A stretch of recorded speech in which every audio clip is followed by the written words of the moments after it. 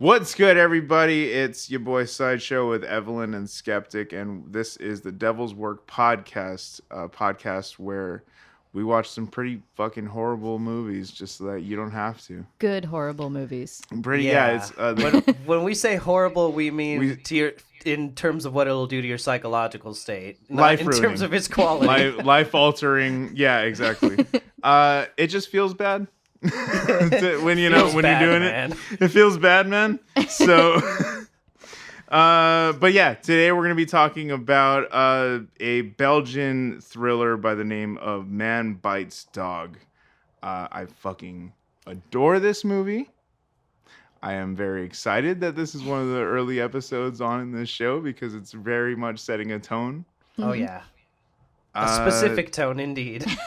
Absolutely. The movie came out in 1992, and it was directed by Remy Belvaux, Andre Bonzel, Benoit Poelvoorde.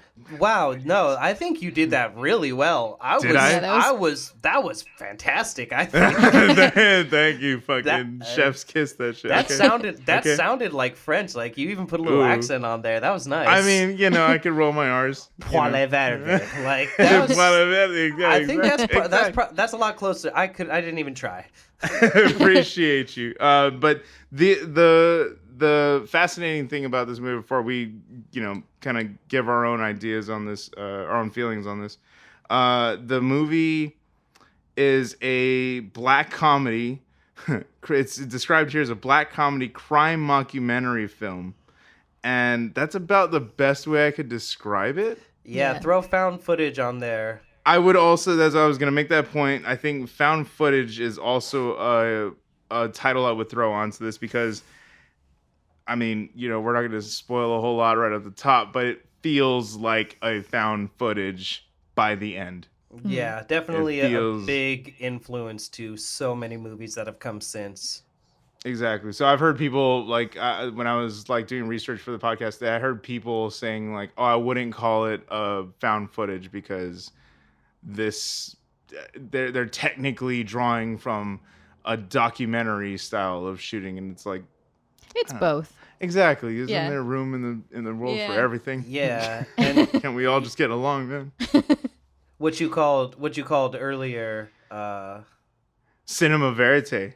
Yeah. Yeah. So that was this is the style that it drew from.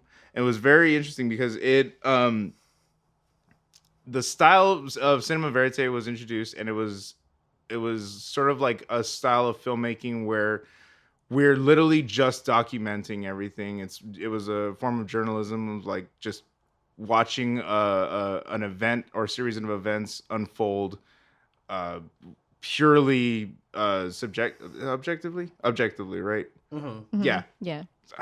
Words not observational. Thank you. It was watching it purely observationally and just not interfering with the actions or anything going on involved. They were just documenting, and that was it. This movie decides to play with that style and like that trope of like it feels like a documentary, and you feel like these people by the halfway point, and then it flips somewhere. Mm-hmm. Somewhere very dark. But you're definitely seeing the people who are filming from time to time. Exactly. Yeah, so that's where the documentary. They're not just behind the camera. You see them all the time with the film equipment. It's very interesting too, because going into it knowing that at the very beginning, it's just a shot that seems like it would be in a normal film, and so I went into it knowing what it was, but very initially I wasn't like thinking about it, and then the camera like follows the movement very quickly at the beginning, and in a way that's just like very obviously, like in any other film you'd be like, okay, they did this on a hand cam, type thing, but it's intentional because of the way that it is. And so like right at the beginning you're like not thinking about it, and they reveal it to you in like a very interesting kind of way. Yeah. You could say that again, though.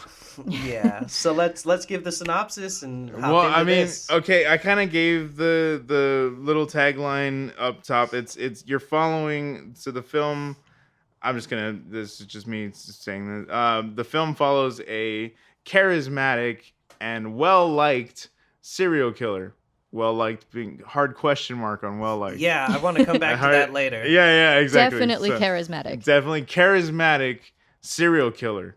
It's following through the lens of this documentary crew who's actually following this guy throughout. I think it was like a period. There's not really a timeline on this, is there? It's a good few months. It may even be. Oh yeah, a they year. do talk about me. It may be a year, and I'll say why later. Okay. So for roughly about a year, they follow him, and they're just documenting his life.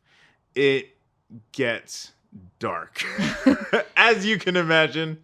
Mm-hmm. But the film takes a turn when we start seeing the filmmakers themselves who are documenting the film. They stop becoming bystanders and start becoming little more participants in the actions going on. So morality shifts a great deal over the course of the story. It's rough, dog. Yeah. It's pretty fucking rough. But before we jump into it, how did you guys, what was your initial, react? Because I was the one, this is my pick for the week, so I threw this at you guys, and I apologize. It's no apology necessary. Yes, it's very much a comedy. It's very funny a lot of the time, in spite of all of the murder. It's about the blackest comedy I've ever fucking seen. Yeah, but it does a great job of pacing. When and how it amuses you, and then when it takes the amusement away and is like, you should probably not be laughing. Actually, yeah, it's like strategic almost. In the way it has that in common with funny games, I feel. Yeah. Oh, I can't wait for funny games episodes. Was this your first time seeing it, Evelyn? Yes. Oh, cool. Yeah. I had heard the title for like my whole life, and I thought, like, when I heard the name Man Bites Dog, I thought it was like some like hard-boiled drama starring Michael Douglas type thing. Like, I never looked it up or anything. I'm like, oh yeah, I know what kind of a movie that is, and I was totally wrong about that in every way. That's so funny, because I was also totally wrong about my surface level conception when I just heard the title, because I know PsydeShow's been bringing it up for years. I know it's like one of your favorites. I've seen you talk about it. You've mentioned it to me. I've seen other people bring the title up like sparingly, not like all the time. But this is a very well known movie. For some reason, but it's well loved. I think sometimes you get those like weird preconceptions that are just like completely surface level and based on nothing, but your brain is just like makes that connection. So for whatever reason, like I've seen Fido, the zombie movie, and for some reason I thought, like, my brain confused the two things. They became one in your mind. Yeah, which is like so silly and just okay. I was trying to figure out the connection there, but I get just from the title. That makes sense. That's that's totally Man Bites Dog. That's fair. Really doesn't have anything to do, like, that title doesn't. It has nothing to do with the I wouldn't have called it that. You know what? I think maybe the only connection it can have is something I will say about Benoit as we go is that he connects a lot of like A to Q type things where he like says something and then the next sentence is just completely like it's nonsense. A non sequitur. Yeah. But to him, he's like carrying on this like intelligent conversation, and he does it with the gravitas of someone who's like making a point. Yeah, dude. And so like it sort of feels like he'd be like, man, it's a man bites dog world, huh? Like kind of. Yeah. And they're like, yes, sir. Like whatever you say. Yeah, sure, guy. Like he, there's a point where he makes like a really mixed metaphor, and I was like, oh, that's very telling about his mind state, because the metaphor just makes absolutely no sense, and he's just like. Get right? Get right? You guys with me? Yeah, no, and I love that the movie does a great job of like the tone shifts so drastically, where because it's a comedy in the respect that it's almost like situationally the humor is presenting itself in such a very fucking morbid way and like very bleak manner, but it's there. The humor is absolutely there, and it's also, you can see the humor is how stupid he is a lot of the time, like, and how grandiose he thinks he is. I feel like if these guys got their start, like if they were born like 10, 15 years later, I feel like they would have been one of the like early YouTube sensations, along with like Unforgivable. Oh, yeah. Like I feel like this would have been like a series of vignettes and like basically comedy VHS. sketches about this guy, like Funny or Die type stuff. Right. Like, Just in a different form. Yeah. like it feels like a weird precursor to that, because it's also like somewhat episodic, where it's like a lot of these events could have happened in whatever order because they don't really have bearing on each other, but then there's the big like tentpole moments where important things happen that actually drive, you know, certain developments forward, but a lot of it is just the random chaos of his life. And you know, and it's like jump cut. It's like there's jarring moments where it's just like such successful jump cuts. I hate Breathless. I cannot watch that film because the whole like the just nonsense jump cuts. I'm not a fan of that. I've seen this one, but it's the film that invented jump cuts, and it's because he needed to edit the film down, and he wasn't sure how to do it because he wanted to keep everything. So it's just experimental. It's a lot of like it's a lot of like mid conversation. All of a sudden they'll be in a car, and then all of a sudden they'll be over here doing something. Then all of a sudden they'll be over here doing something. And it's just like it's just very jarring to me. But the jump cuts in this, because like anything, I believe the first person to do it is going to do it okay at best, and then down the line people are going to experiment. People whose, you know, summation of their art isn't this new technique, because that's a lot to do, and that is worthy of mentioning. But when like the summation of your career leads to this technique, you're going to only do it so well. But then in 50 years, all the kids who grew up like, you know, worshiping that and emulating it, they'll master it. They fine tune it. Exactly. So the jump cuts in this film are just fantastic, every single one. Oh yes. It's crazy because this was a fucking student film, bro. So good. This was their fucking student film. That's what I mean about the YouTube stuff. Just the like, we're three guys and we can get actors that don't need to do dialogue and that don't need to really do much, but we can, you know what I mean? And they literally they put a camera in front of them and let them go. Like, it's just literally what it feels like. They're just like, okay, and it's exactly the YouTube. Exactly. We're a couple of guys. We got a fucking camera, or we got a phone, and we got some like, we want to be like act stupid. Like, and we have this character. And we have a character, exactly. Like, that's exactly what it like. They had all the right elements in this, and it was from scratch. I have a quote here that I was looking up. Actually, this is a great. So this was, I guess, direct cinema was also another one of the techniques that they drew from for this one. It says direct cinema. Quote: the direct cinema is the result of two predominant and related factors: the desire for a new cinematic realism and the development of the equipment necessary to achieving that desire. As Paul Monaco. I love that because it's exactly what it's describing, what we just said. Like, it's using the equipment you have right now. You have an idea. We may not have the complete tools for it, but we got what we got right now. You know, like, let's work with this. Let's make this work. It directly affects how the story goes. Yeah, and as musicians especially, I think you and I can relate to just being like, this is what's around, this is what I'm gonna do. Yeah. Fuck yeah, I still record out my mom's closet. Are you kidding me?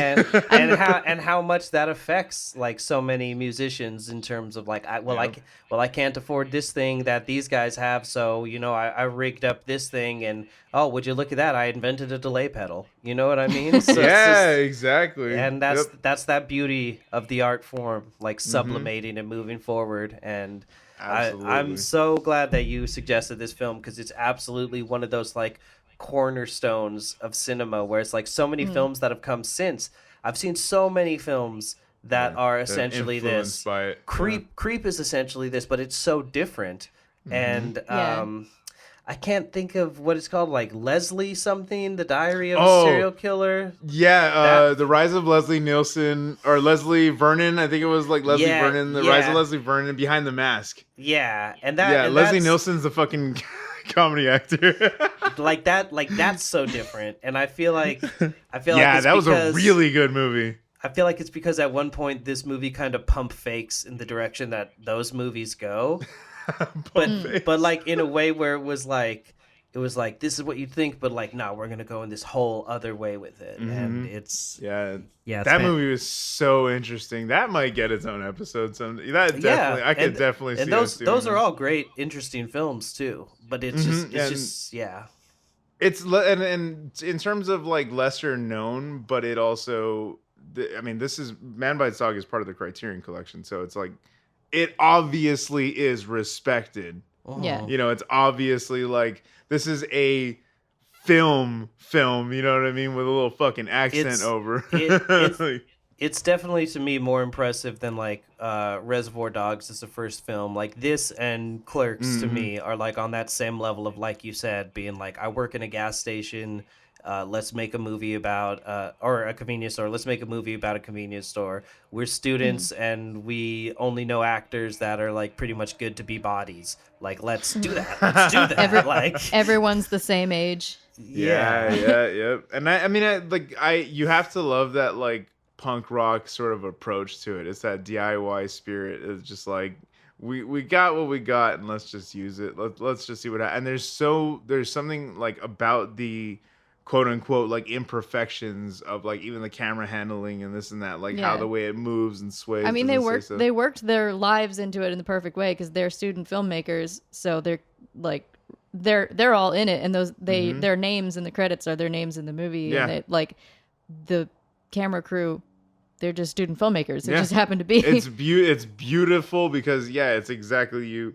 I heard quote something like whatever you decide to do, like a show or something, or like even musicians or something, the content has to match the creator. And it has to feel like the creator. It has to feel like an extension of them, because any other variation on that, like people can sniff out disingenuine, like attempts at things. Like they're just like, do it the way you would do it. Exactly. Like, so I feel like that this movie feels like these kids in a way. I would hope not. Not their real lives. I would hope not. But it feels like them. It's almost like Always Sunny, where it's like, because there are some points that they bring up that I want to mention when we get to them that are very much feel like them wanting to comment on these things, but in the opposite direction. Like how it's the same thing in Always Sunny, where they're all shitty people, and it's to show that these are ways in which people are shitty. And that's the exact same thing on display here, where it's not like, this is what I think. It's just like, this is a kind of person.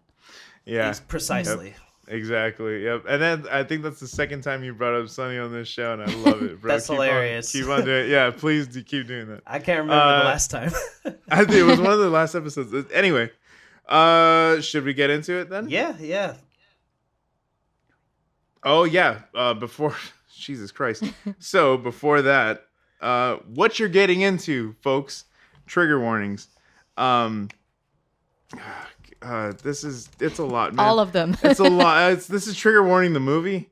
You're gonna definitely have a lot of violence against everyone, and we mean literally all across the span of ages. It happens to children, elderly. We should women. We should mention just quickly that if you can stomach most of these things, but not the harm to children, if you watch the R-rated version rather than the NC-17 version, which is what we watched, that one scene is the difference between those two cuts. Really? Yes, I didn't even know there was an R-rated. Yeah, they just omit that, and that's the difference between the NC-17 and the R. Wait, really? The kid part? Yeah. They just really? Yeah, they just take that one part out. I don't think that's the worst I part. don't think you say it's pretty mortifying. In my opinion. Yeah, it's pretty fucking horrible. You'd think more would go, but not to interrupt the trigger warning, but just to drop that fact on people. Because it's available on YouTube. You can literally watch this whole thing on YouTube right now. If you don't have Max, which I know at the time of the recording it's on there, but it's on YouTube. And I scrolled through, I thumbed through, I was like, did they include everything? They included everything. Okay. So I was like, well, okay, interesting. Anyway, so yeah, violence against children, women, elderly. It's in there. Racism, pretty horrific rape scene. Yes. And gore, just generally, it's a really fucking violent movie. I was telling you, it's a lot of movie to swallow at once. Mm-hmm. It really this movie benefits from a second watch for sure. I feel like it definitely benefits from a second watch, but especially when you're reading subtitles, like you might miss some of the lines in favor of the shots and vice versa. Exactly. But I feel like if you can stomach it again, definitely get through it for the sake of the conversation, at least. You know what I mean? But if you have seen it and you don't care to, that's fine. We got you. We understand that as well. I can see how for a lot of people this would be a one and done movie, and I think I feel that way. It's one of those things where maybe down the line, I kind of feel the same way about Visitor Q, where it's down the line I would watch that movie again to show somebody, but I don't think I would necessarily want to watch that movie. Yeah, I'm doing some laundry. I'm gonna put this on in the background. Yeah, no, the fact that you're going to make me watch it again is very fucking scary already. It's what I do. Jesus Christ. Are we? That seems like a good spot. I think, let's get into it. All right, so if all of this sounds intriguing and you feel like following along, go ahead and check this movie out. Like I said, it's available on Max right now, HBO Max, and YouTube. At least from when it's been up for 2 years, so I don't think it's going anywhere. Sweet. And it's in the Criterion Collection. In the Criterion Collection, yeah, exactly. I think this is definitely probably one of the most shocking that has been in there, and besides Come and See, which will end up probably getting its own episode. I think one day, and I'm looking forward to it. I haven't seen it yet. That shit is horrifying, bro. It's again, these are movies that are gonna put you in a mood. Mm-hmm. So definitely, that's why we try to lighten them up with the humor, because it's fucking hard to get through. They're sometimes. Sticky. They stay in your brain. They're sticky, exactly. So we find conversation kind of, rinses the drain a little bit. Yeah. Yeah. Totally. So, starting off, we are introduced to Benoit, the character, in the question here. The dog biting man. The dog biting man. He strangles a woman on a train. In the first 3 seconds. It's literally the opening shot is watching a woman looking out a window, and dude comes up behind her, and walks up with a shoelace? A garrote of some kind. A garrote, exactly. He just walks up and just fucking strangles her to death in a train car. And that's how they pull you into the style of the filming too, is you, like I said, you get lost for a second being like, oh, what's this gonna be, what's happening, you get that moment of serenity and calm to have that opening sort of blank, a literal minute of it. Yeah, that blank slate mind you get at the beginning of a movie when they're just showing you all these shots of the environment and all these things and blah blah blah, all these establishing shots, and you're like, okay, I'm ready, lay it on me, what's gonna happen? And it creates this it disarms you. And then when he grabs her and takes her into the train car from the hallway of the train, the camera follows her in such a way that you're like, oh my god, these guys really are just watching him murder people, and just letting it happen, and immediately. It wasn't immediately clear to me that there was a camera crew in that first scene. It there's a style of the camera is definitely a little wobbly, but it doesn't necessarily come across as a documentary in that first scene. Not until the second scene when he's talking to them. Yeah. about it. Yeah, exactly. Are you aware that they're there for sure? Yeah, Yeah. and exactly. And then you're like, oh my god, they just filmed him do that. That's exactly well, because in the next scene, the very next scene after that is him throwing a body wrapped up in a sheet or a blanket of some sort, throwing a body over a bridge into a river. I assume her body. Yeah. I would assume so. Yeah. Yeah. I would assume. Yeah. And go sorry. ahead. No, you go ahead. No, good. No, I was just saying was it before that? I think, or is it? When he's talking about He's balancing, talking. Yeah, I was saying so before that. It's before that. The next scene actually is him kneeling over a body that's wrapped up, and he's like squatting down, talking to the camera about how the difference in children bodies weigh and in an older lady or something like that. He's literally giving you the metrics. The science Of the situation. Yeah, exactly. How the science. much weight you need to keep that body at the bottom of the water, which, P.S., is fucking hilarious because throughout this movie, every body that he dumps in the water is like 2 inches deep. Exactly. Exactly. That's the funniest fucking part about He just is failing to sink these bodies. Literally, he's talking like he's the professor on the. He's Yeah. the fucking. Well, not only that, but I noticed that so early on here when he's talking, he's like, so he's giving you the science. So not only is he giving you all this stuff, but he's giving the reasons behind it. And it kind of it sounds pretty like it makes sense. He's like, okay, so for a regular person, because your body fills up with air, by which he means gas, so it's already like a little bit incorrect. And he's like, so your body fills up and you like rise, so you need 3 times the weight of an adult to weigh their body down. It's like, okay, that makes sense.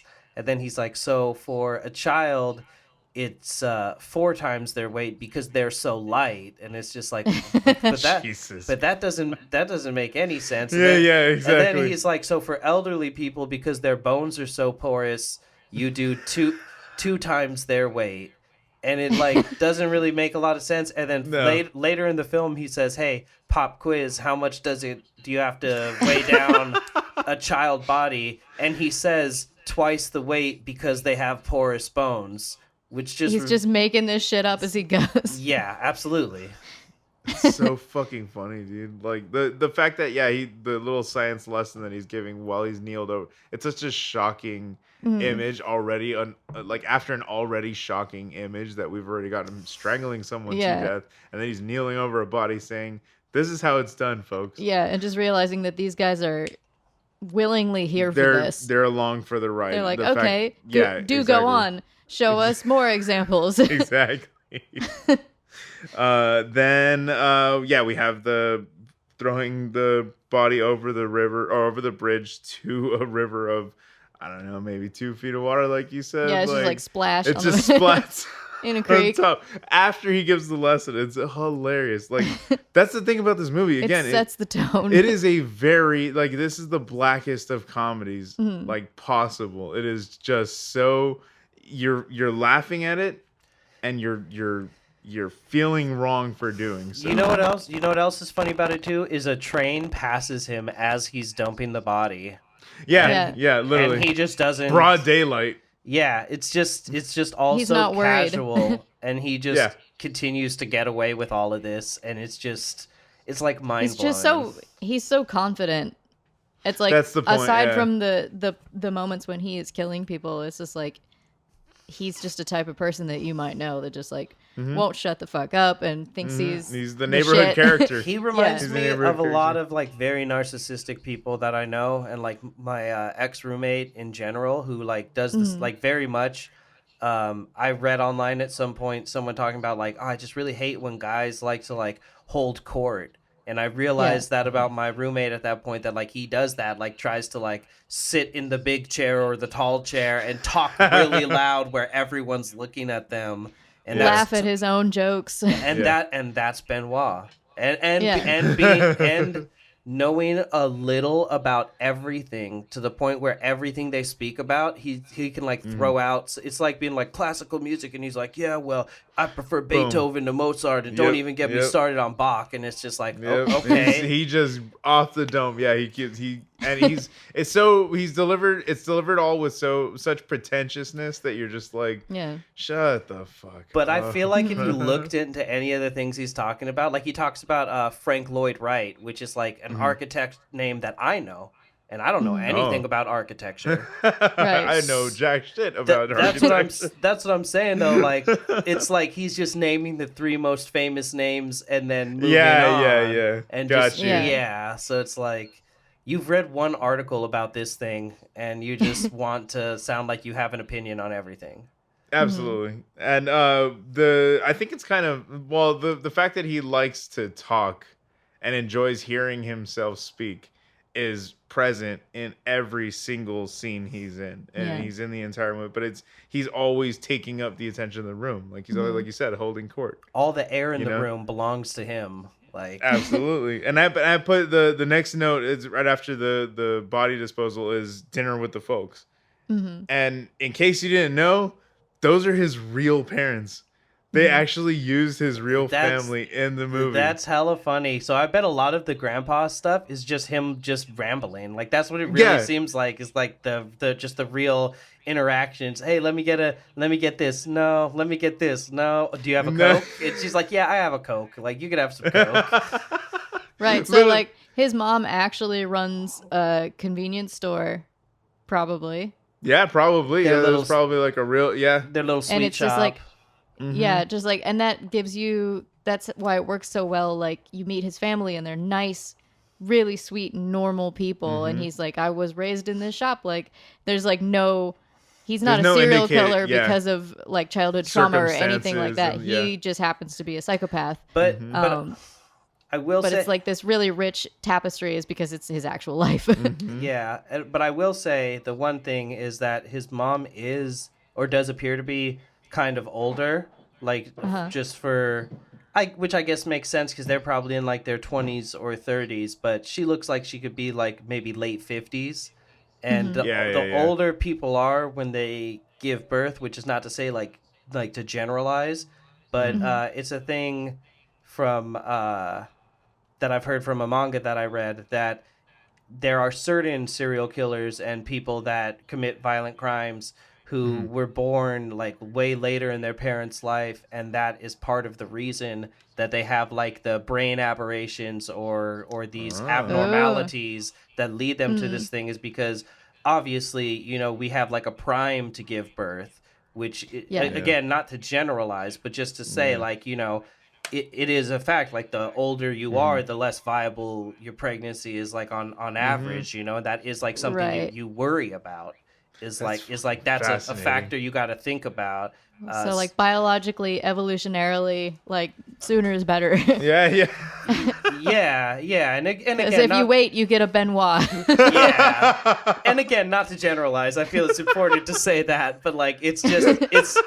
And I don't know how like super vetted this is, but I just know that they were like, yeah, this is why this guy's parents are so much older in this manga, is to be like just a little bit of a subtle reasoning as to why he's this way, but not to give him sympathy, just to be like, this is a thing I know, and we'll inject a little bit of it. Well, that's exactly what I love about it, is because they did not tell the family what the movie was about. They were just interviewing them about him. Oh, that's fantastic. That makes it perfect.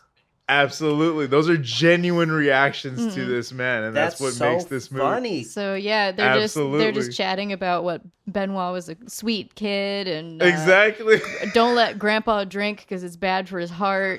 Just like normal family stuff. So fucking that is a genius fucking move. Absolutely. That is a genius move. Absolutely. Make the most of what you have. That kind of makes it that you say mockumentary, like they say they wouldn't put it in this mockumentary thing, but I would also say that this also lends to found footage tactics, because literally in like the Blair Witch Project and like Cannibal Holocaust, they weren't allowed to work on other movies.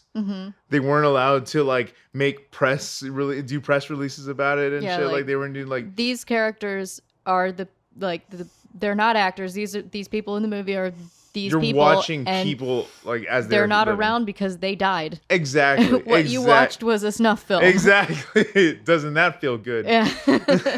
No, exactly. And like I love that's a fucking great tactic and I've seen that in found footage before after this movie came out. You know what I mean? Like in terms of like timeline. But this is directly, like you said, there's movies that were directly influenced by this decision to be like, I can definitely see how this is like a real, like this would feel like a real thing, you know, like it was the decision to actively make people feel that way. Yeah. We are I put Dinner with the Folks and then just Another Body. that's my only note, but I think it's the Postman, right? Just getting a taste of like following him around and like watching like how his daily life, who he decides to kill and why. Like he kills the postman. He's like, I like to start the month out with a postman, and he's like, as he's beating a postman to death in an alley, because like he carries checks, like in the mail there'll be a check, and this is how he makes his living. Literally how he makes his living. That's how he eats. Go ahead. And he then takes his identity and runs his route to find old people on the route to target and like vulnerable people. And I just want to mention too, real quick, it's like a mirror image and predecessor of the like suicide montage in Suicide Club, but the murder montage is like it like almost hits in the same way, where it's just like this is his wave of violence washing and crashing against this city, and just like here's 10 of his victims. He shot this person, choked this person to death, beat this person to death. He's in this person's house, and you already know that's not a good thing. Like exactly. And then it goes to the postman, and he takes his identity, and then he confronts those kids. Oh god, the kids. Okay, so yeah, there's two little kids who are running around in the courtyard that he's just kind of being interviewed in, and they're running around playing with these little like cap guns or something like that. It's like little they like look like rubber band guns. And he kind of walks up and is like, "Oh, you guys run along. You should be in school. Like, you know, what are you guys doing out here? This and that." And then he's like playing with them a little bit. He's just like, "Oh, let me see it. Let me see the gun." They give him the gun, and he like shoots the two kids like with the little with the cap gun, but it jumps directly to a montage of him just mowing down motherfuckers with his gun, with his blunderbuss. Yeah, his revolver. It is so fucking well done in terms of like a jump. Like it puts you right where, like it puts you very much in the shoes of the camera crew, because like they're just watching him, they're following him around and doing like watching whatever the fuck he's gonna do, and like he may as well, like, you don't know whether he's gonna kill these kids right now or not. Exactly. Yeah. Exactly. Like, it's the tension. The tension is already the tone there. for like he's so unpredictable. You're already uneasy when those kids walk into frame. Yeah. He's looking around and he spots them, and you're like, oh no. Yeah, like fuck, run.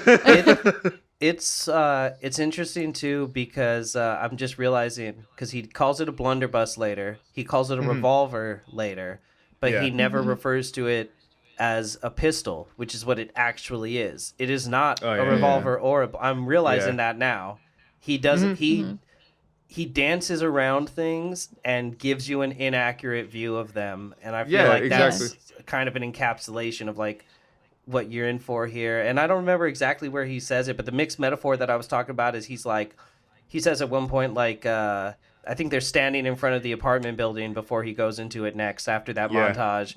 And he's like, with men, you know, men and women, like, it doesn't really make all that much sense to me. Like, when you're in a relationship, the door always has to be open. And like with men, like, you know, our door is always open, and it's like you can tell these things. But with a woman, the door, you don't know when to plant a seed, and it's just like so fucking strange. It's just like none of that makes sense. Like doors and seeds are not like a connective analogy thought. Like and in that scene, he's talking about that in a cafe, and like behind him, a guy is drinking and like kind of like half listening, like eavesdropping, and he's like, "What the fuck is this guy talking you can see about?" the guy in the background. He's kind of like, "What the fuck?" it's which is how everyone listens to his rants, they're like, from the outside, they're all just fucking... okay, yeah, you're right, probably. God. Yeah.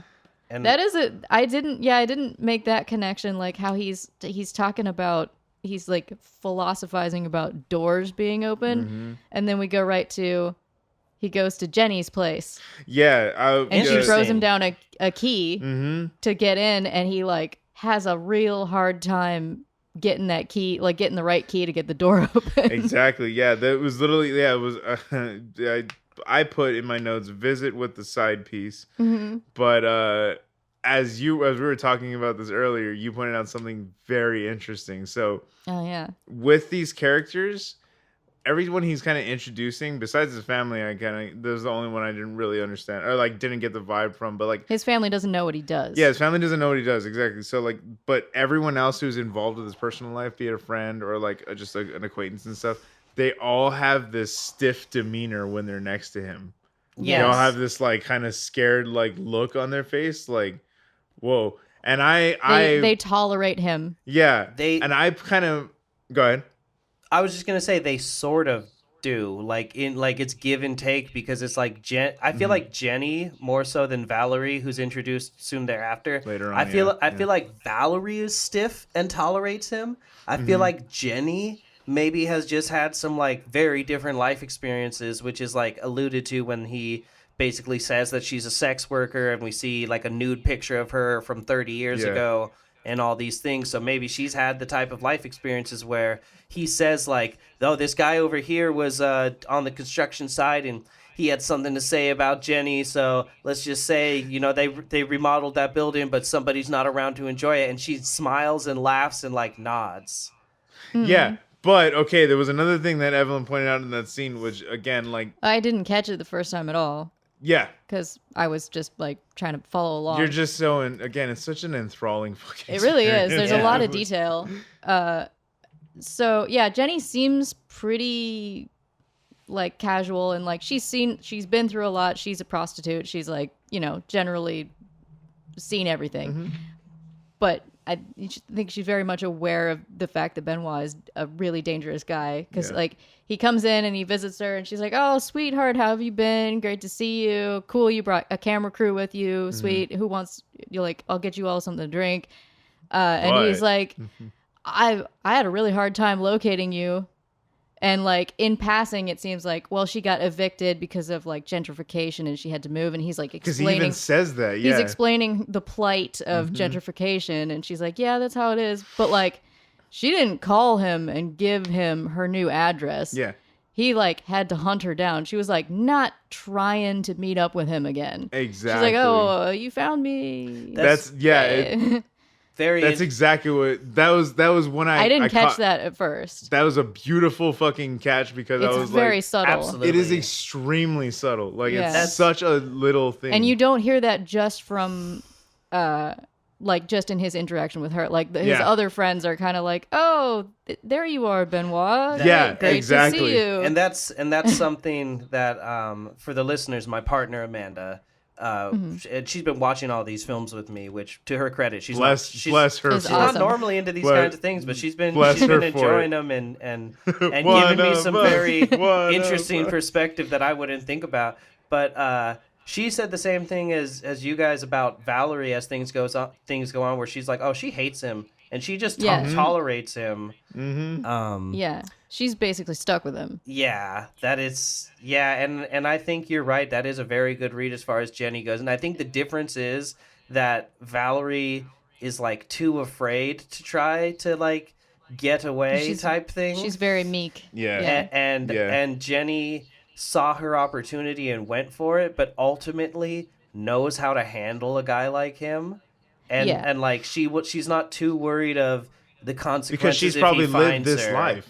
Exactly. And also probably having like slipped from guys like this in her past and having that experience of like, okay, well, if you show back up, I have all these excuses locked and loaded to go. And also, I live under the radar. So like, I can't really be like putting my name in the phone book and, Yeah, exactly. Which I was like, okay, it was another read that I had on it, which initially was my take on it, was I was like, oh, it's like the documentary crew would make anyone uneasy when they walk into a house and they're kind of just shoving a camera in their face. And that's where I kind of initially thought, oh, that's why they're being shy. Because it feels like if you're going to make it real people, like it feels like, oh, okay, like they just got real people. But no, they're really good fucking actors, bro. Yeah. And they're all like very subtly like afraid of what Benoit might do next. Exactly. Everybody's on edge and you can feel that, but they're not like explicitly saying that. Yeah, totally. Yeah, like basically he has no real friends. Everyone's just like he has hostages. He has hostages, exactly. And it's unclear at times whether he really knows that or not. Yes. Yeah. Yes. Like your view on that changes from Again, he can't read a room. Yeah. Yeah. Like to say the fucking least. So is the next scene the apartment building or is it the construction site? It's the construction site, yeah. Because I was gonna say, hence the talking about the urban I was gonna planner. say, I think that was what leads into that. Interesting. He's talking about. Yeah, that's right. Okay. There's a lot of that connective tissue in this film that, like I said, things can sort of like be restructured in a lot of ways because it's so chaotic and so day in the life. But it does have this like sort of meta narrative that that connects those things in the way that a documentary would, where it would like settle in on an image of something and sort of burn it into your mind and then bring that thing up or you know, elaborate on it somehow. Use these metaphors to connect real things. Just things like that, and it's interesting to see that. Yeah, it's a fascinating film, but it is a shocking film right off the bat, and so that's why I feel like the little nuances will get lost on viewers initially. Yeah. When you go back and watch this a second time, it really benefits from it because you're noticing all the shit beneath the shock, like right beneath the surface of what it is undoubtedly shock. We're gonna get into it very soon. Yeah. The worst parts, but again, if you can stomach that, this movie really, really does deserve a second view. It has a lot to offer. It has a lot to offer. Like there's so many things that are in here. Do you mind if I set the scene for the next scene? No, please do. Okay. Please do. Okay, so I noticed this with the way that the narrative is, like some things are a little unclear. So this next shot starts at the construction site. And you see the guard standing there, and he's a black man or a man, a person of color at the very least. You know, it's a black and white film, so and especially with like French and Belgian, and they mention like Morocco and things. So there's a lot of like people of that sort of descent there as well. So it's very likely he could be that as well. But so you see this guy, you see him for a flash, and he gets shot, and then he makes some very racist comments. He makes them pull down his pants so they can look at his dick and like laugh at it. And then he says like, when I kill Muslims, I bury them so that they face Mecca, and like laughs. Mecca. Oh, and then he walks over to this wall of like wet cement. And as he starts packing cement down, you see a hand sticking out. So what's happening is he's like, so this is a way I dispose of bodies, not just the, because he mentions he buried those two Muslim people in walls at construction sites. Oh, so there's a hand sticking out of where he's packing the cement, and he's putting a body in this wall, and the night watchman walks up, and then he whipped around and shot that guy, but they cut it right when the guy was shot. So interesting. Yeah, so like that's because it ties it back to with the dialogue in terms like so he was fuck, bro. So did that scene? Is that who he's talking about? Like that scene happened before we went to see Jenny. That's what But it was just edited. Otherwise, so you would have the context of why he's killing these construction workers. That's what I think as well. That he killed that guy and buried him on the construction site as like a disrespect to him, and then that other guy walked up and he kills him. And it's and they which is just good editing. That's excellent. Good storytelling. Yeah, exactly. Yeah, also really important to note about this scene is this is the first time that the crew gets involved. Yes. Oh yeah, they're helping him carry the body. He's like, help me move this guy. Right. He says, I won't touch him because I don't want AIDS. which is disgusting. And then he, of course, laughing at his own jokes. He's just like a disgusting guy. Yeah, this is it only gets worse from here, folks. So I gotta give it buckle the fuck up. I gotta give it props for like at no point trying to make you actually like him. It is constantly being like, there's nothing to like here. This guy thinks you like him, but there is nothing to like here. Yeah, there's no sense of empathy or like connection to him whatsoever. Yeah, but as long as he thinks that you like him, he might not kill you right now. Yeah, and it almost like holds the viewer hostage to again, because you're laughing at these uncomfortable jokes and you're just like, I should not have laughed at that. Like, it's kind of like, it's like these off color, like fucking like the science of weighing down a body again is just that's such a bleak conversation or joke to make, and you're just like, ha ha, oof. But it holds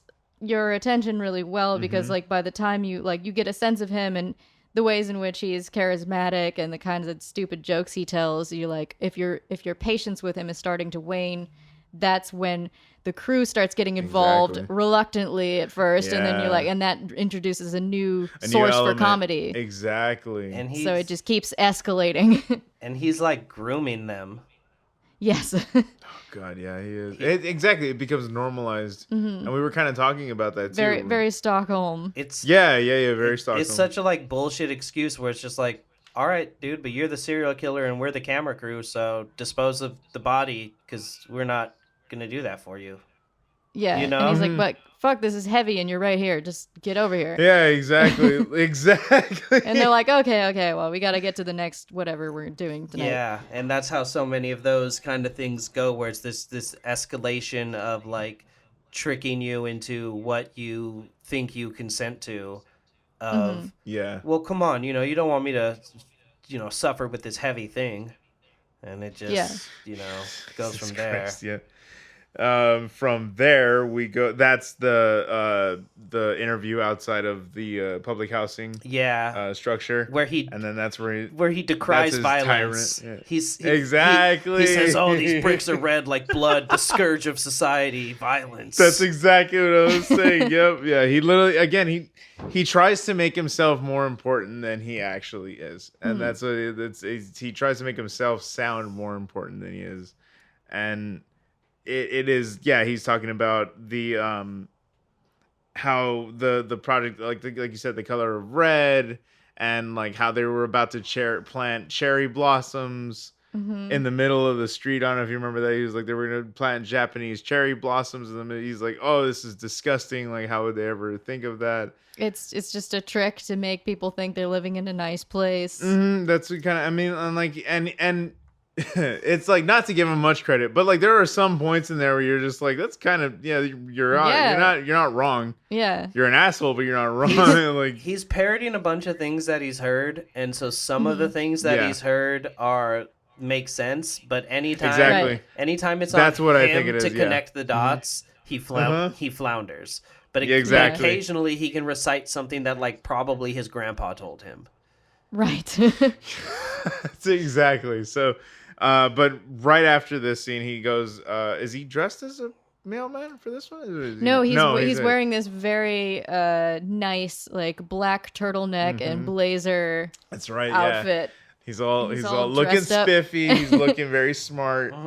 And he walks up to a door, knocks on it, and then an old lady answers, and he tells her, we're interviewing the elderly on loneliness in the project developments, in the growing problem of loneliness in the project developments. And he sits down with her.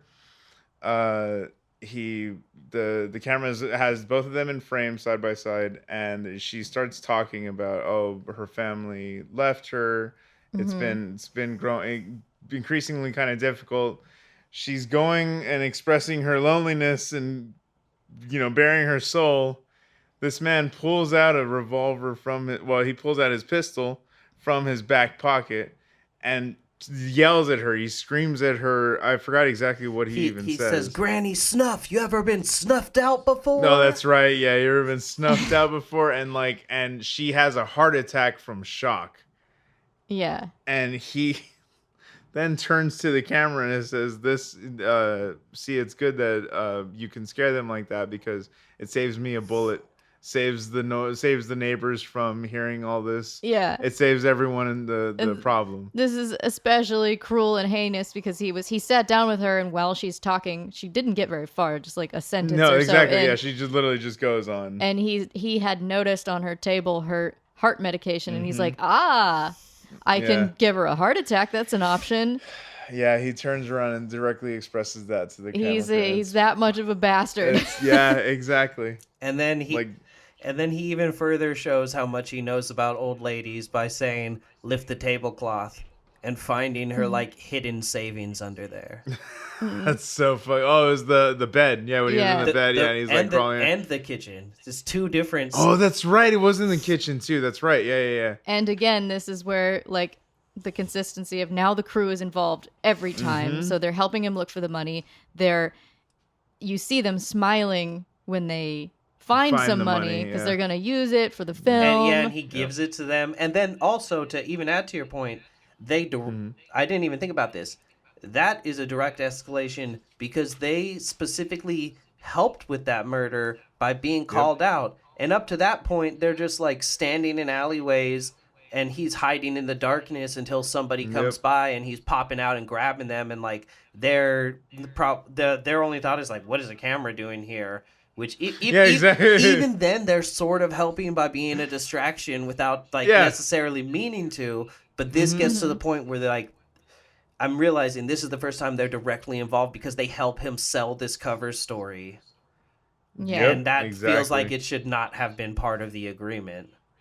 Yeah, because he probably couldn't. I mean, he would have found his way into her apartment somehow, but like easy sell, just being like, "We're here to interview you," and they helped make that happen. Yeah, because the camera can either like bring up your defenses and you lock up, or it could bring down your defenses, or you're like, "Oh, he's just you would here never to make expect a movie." to be murdered. Exactly, like on film, no, never. Fuck.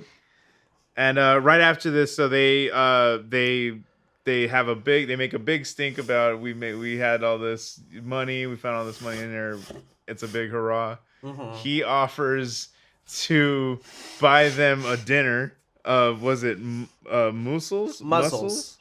Mussels by the sea. He said the old lady whet his appetite, and he offers them a dinner of mussels by the sea. He says it's like a 2-hour drive. He's like, it's not very far. We'll leave right now. We'll leave right now. We'll be there. It'll be delicious. And all their defenses fly up. Yep, all of them. Every single one of them is just like silence. It is a resounding no. One of them's like, I really gotta get home. I gotta thing. And then he just manipulates the hell out of them and walks away like a little crybaby. And it just he's like, all right, I'll walk. No. They're like, we can 2-hour drive. He's gonna walk it. Exactly. He's like, I'll walk. I'll find a place nearby or whatever. He's like, I'll be fine. They're like, we could just.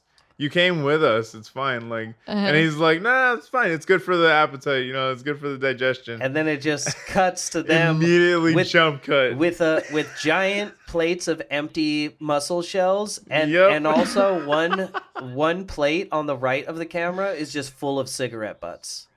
They had a big old dinner. Yeah, and I really enjoy that the waiter comes up and he's like, I think we'll be having this wine. And the waiter's like, yeah, I wouldn't recommend that. And he's like, yeah, well, fuck you. I don't really care. Like, why?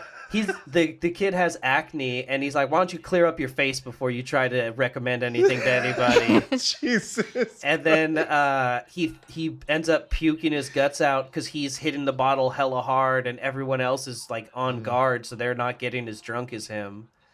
And he just pukes his guts up, and it's because he took the wine that was not recommended to him. Yeah. Yeah, exactly. And I was saying, he delivers a drunken sonnet in the middle of this. He stands up. He stands up, and before the throw, he's there's images of him on the beach. Do you remember that? Yeah, like a flash of him just flapping in the wind. Flapping in the wind, bro. Dick and balls on full display. He is just. I put frolicking. Slow motion. Frolicking nude. and it's this. It's like this beach background. It's like there's seagulls in the back. It's a beautiful like landscape, and then you just got this idiot jumping around naked in front of the frame, and then again it's set to him delivering this sonnet This where he thinks shitty poem about Shitty. seaweed and plankton. yes, His It makes- poetry, yeah, we didn't even touch on it yet. yeah, no, because I think this is the first time like it gets introduced. Okay, yeah, because it comes up a few times how Yeah. artistic and worldly he believes he is because he knows Exactly. that ma and ah rhyme. You know, it's like seagull in the sky, something about your ma. It's beautiful when you fly. You leave me in awe, and it's just like, shut up, dude. Like, Exactly. And just the scenario of like how he convinced them to film him running naked around the beach. yeah. I know. Exactly. He's like, you guys Keep the camera rolling. Hey, you guys want to see something awesome? And just dick out. Something awesome. Afternoons with Benoit. Oh my god, bro. And then Mighty Bush. I'll no, say yeah, that. literally right after this, like we were saying, like literally this is right after this, it's the introduction of what's her name? Valerie. Yeah. Valerie, because he's at the art show with her, and he's like standing in front, like, and he's got a wine glass in his hand. He's just getting more and more sophisticated. Exactly. As it goes on, you see how classy he is of a man. And he's just talking about different art, but he was talking about different artists, right? Like Mhm. he's I think he's talking about he's talking painters. He's Yeah. different painters, and like he's just kind of, it's this long tirade, and you can kind of see her just kind of, Yeah, he's like, meet Valerie, and then he doesn't let her say a goddamn word. No, She no, just stands see- there for like 5 minutes just looking at him and looking at the camera crew and just Yeah. being like, And he tells us to mention the grooming that we talked about. He says that he met her when she was 10 and he was 18, and that That's he right. like took her under his wing immediately. So like probably at 10 years old, he's murdering people in front of her and being like, "Don't fucking tell nobody." Yeah. And here probably. she is, probably 12 years later, because they seem like they're like maybe late 20s, and Yeah. and here Yeah. she is, early 20s, having been his hostage for 10 years. And they even ask her, they're like, "Oh, like, what do you think of Benoit's work?" And she's like, "Oh, well, we all have to make a living somehow, and I don't really ask about his work. Like, I don't really dive into it." yeah, like she probably knows. So but like, she she's not- probably knows. she's like, definitely not going to give her true opinion of it in front of Exactly. him. There's no way. Yeah, in public, fuck no. Like, Yeah. And then yeah. you see them playing a song together. That's right. Immediately right after that, He's on piano, He's she's on on the flute. keys. She's on the fucking flute, bro. And he- Because they met at conservatory. Yeah. Oh, really? Mhm. Yeah. Is that what they said? Okay. That's where he See, I met missed her. that. I missed Yeah. that. And So they're both musical. and he's such a dick too, because he even mentions how like she makes her living as an artist and a musician, but then when they're playing together and when like they're talking about her art, he's like just hella critical and condescending, like he knows better, and he's like, stay in time, and it's like, bro, Yeah, exactly. Like she's a professional flute player. Yeah, exactly. That's what I'm saying. Like it's that the sort of juxtaposition between, or like, I guess I should say, it's blurring the lines between hostage and like participant almost, like whereas like where she has been hostage for years, I would assume, just living in fear of this man. yeah, But also like how complicit does she become when she doesn't say anything either? Right. You know Like what I how mean? many people have watched him kill tons of people and like, well, we've got quite a case here. Exactly. Get him put away permanently. Exactly. yeah. So after that, Oh, this was like a little intermission from yeah, I was gonna violence. say, yeah, this is exactly, this is meant to be a breather. Some for I don't know who, but yeah, the viewer, because they just get right the fuck into it. Bullet-ridden chaos.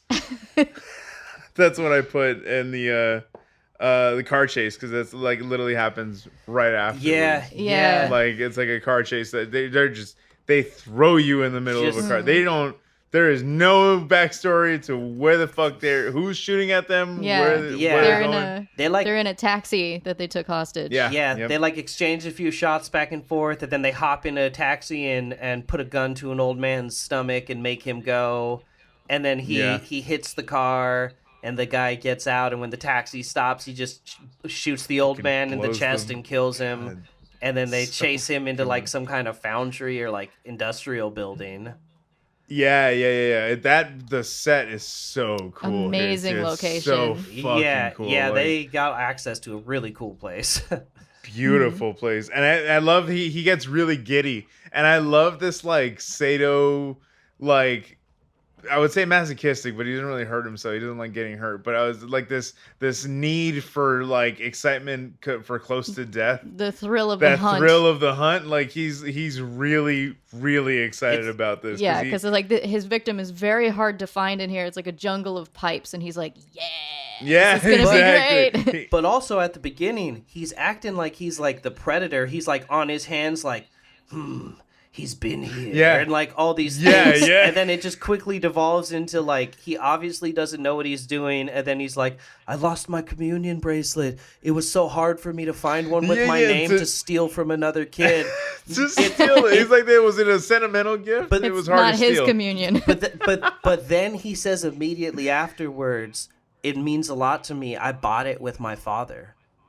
Yeah, so, I did notice that, like, those lies that close together, like, which one of those things is true? Yeah, is there two truths and a lie? And I think if you go back, he's not wearing a bracelet. I don't think he was ever wearing a bracelet. No, I don't think so. I think it was just that's an interesting. It was like a power move. It was an excuse to move on. Like he was like, oh, this dude's long gone. Like I'll just say this, and then this will get me off the hook, and no one will like question my. He's just pathological. It's diversion. It's diverting attention outward. He's like, no. And he was also like, hey guys, look up there. It's a pigeon. Yeah.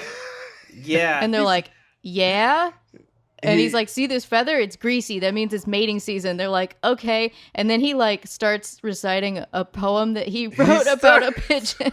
I think that was also him trying to be like I'm such a like cool hunter tracker guy. I think he was trying to like bring that into some sort of point where he could be like, oh, so I can use the oil to like do this thing. But I think his unorganized, chaotic mind just led him to like, because he was already, he just forgot. He was like already in like self-aggrandizement mode. And then it went from like, I'm such a good hunter to, I wrote a poem about this and I want you guys to know about my poetry because I'm like such a smart guy. And it's just chaotic. It's just truly like a portrayal of someone with like a Joker-esque mentality. Yeah, exactly. Yeah. Like, and I was even gonna make the point about like the even in Ichi the Killer, which again we keep saying it's gonna get its own episode. Absolutely. Kakihara in that he's like very like you said, like Joker, like this maniacal like need for the thrill of almost dying. Yeah, like that's what I was like. He's almost like chasing. He's like, I want like an actual opponent, that's an adversary that's worthy of like a battle. Yeah, and he doesn't really care whether that results in actual, like, if he actually dies, then he's like, perfect. Exactly. And that's kind of where, like, I felt like where Benoit was, like, in this scene, he's like, he's like, before the pigeon, he's like, we're close, doomsday is near. Mm-hmm. Like, as like, bro, like, you're just trying to give yourself a poetic, like, ending. Like, he imagines the hail of bullets.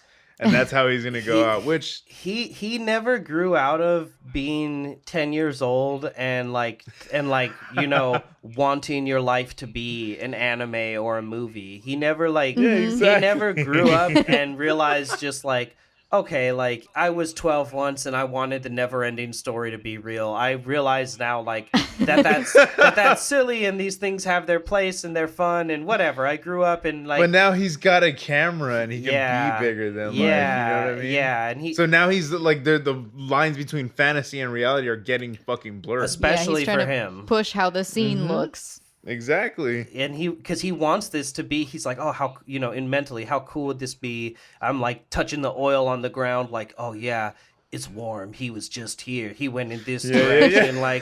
Like all Like these licking things. his fingers and shit. And it truly is like everything is just luck and chaos and Yeah, coincidence absolutely. converging, and we see that as it goes on, that like it's truly just a matter of luck and time that he doesn't get caught at any moment.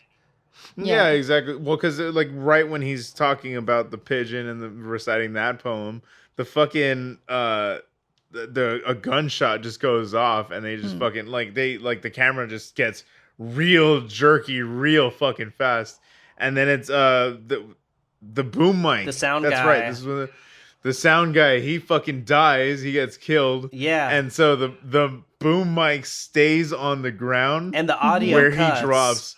The audio cuts while they're running with the camera, and that is such a fucking well done, beautiful scene, detail. dude. And then Andre very quickly shifts from director to sound man and picks up his pack and the boom mic in a way that like it's just wild that he has the presence of mind to do that. And it's like he's been training them for this, because they've been around death and they've been around gunshots and they've been normalized. around. Yes. It's normalized. It's just like, oh, time to go, action, Yeah, let's go. and Like, They have that great sequence where like the camera is upstairs with where he's Benoit, looking for the and he's bracelet. talking, and you can't hear him because the sound guy is down below. He's down below, And so so, he like, sounds far away, even yeah. though the camera's right next to him. Mm-hmm. Yeah. Oh, it's such a good. They're really cool touches like that are kind of all throughout the movie.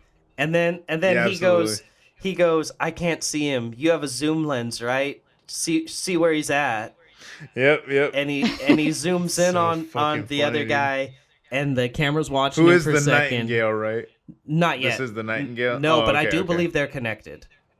Oh, okay. Oh, So I want to hear this. So he zooms in on the guy, and then you just see Benoit come up from behind and take him out. And It's such a good shot too. so wild. It's so fun. Yeah, it's another serial killer. He's wearing a suit similar to him too, as well. Yeah, so he was chasing someone who was also a criminal of some kind. Yeah, absolutely. Yeah, I would Like- say more likely a criminal than another serial killer. And when we get to the Nightingale, I'll bring up more of why. Yeah, sure. it's so good. Oh, okay. Anyway, So we've now lost, like, the crew the has gotten sound guy, involved, they're and now they've minus one. lost one of their guys. we're -1, and so we go to the bar Yep. to drink in their honor. And is this where they do the dead boy in the river drink? No, that's No, later. it's the next one. Yeah, But yeah. same bar, that's Malou's. Yeah. Oh wow, I didn't even get the name. Yeah. Good catch. Because he harasses her quite a bit throughout. He's That's just, like, right, gives yeah. her a hard time. She's like, oh, Yeah. God, Benoit drinking at my bar again. So Patrick was the sound guy that Yeah, they lost, yep. and they're just going over there to mourn the death of Patrick. Right, essentially. right. Andre comes later, I think, Mm-hmm. And because he has to get. Yeah, exactly. It's not very much after this. and yeah. and so he's sitting there with Andre at the bar, and he's. I think it's Remy. Oh yeah, it's Remy's Remy. the main Yeah, dude. Remy's Oh, the, you're so Remy's the right. I'm so director. sorry. I think Yeah, I've no, you're good. No, it's all good. I think I have made that mistake several times, because yes, Remy's the director, Andre is the cameraman, Patrick is the original sound man, Sound guy. Yeah. and yeah, so Remy is the director. So you see him a couple times at the beginning before they become more involved. Yeah, my bad. Yeah, Thank exactly. you for correcting me. You're good. So Remy's sitting there, and he's like, "Hey, I'm really sorry about your friend. Let me buy a round." And they're drinking, and Remy's just sitting there, in shock. And then It's just fucking dead eyed. and then the old man bar regular next to Benoit is just talking to him about boxing, and Benoit just leaves Remy to stew and talk to this guy about boxing. Mm-hmm. And then you do the interview one-on-one, right? This is the interview one-on-one. I think right so. after that. I think so. Yeah, where he's talking about where they're he's like fiddling with his fingers, and he's just so upset and like on the verge of tears. Remy talking to the camera. Remy's talking to the camera. and I it's think just like- maybe after they part ways with Benoit and they go home somewhere, wherever the camera crew is staying. Was it? It seems to me that after they're at the bar, Remy's in like a quiet place and he's just talking to the camera. If Benoit was around, he would be Oh yeah. interrupting for fucking sure. I feel like they intercut this with. I thought they intercut this with the bar scene though when they're For talking. sure. Like I think it was like him talking, and then like it would go back to them like at the bar. Mm-hmm. I don't actually have that in my notes.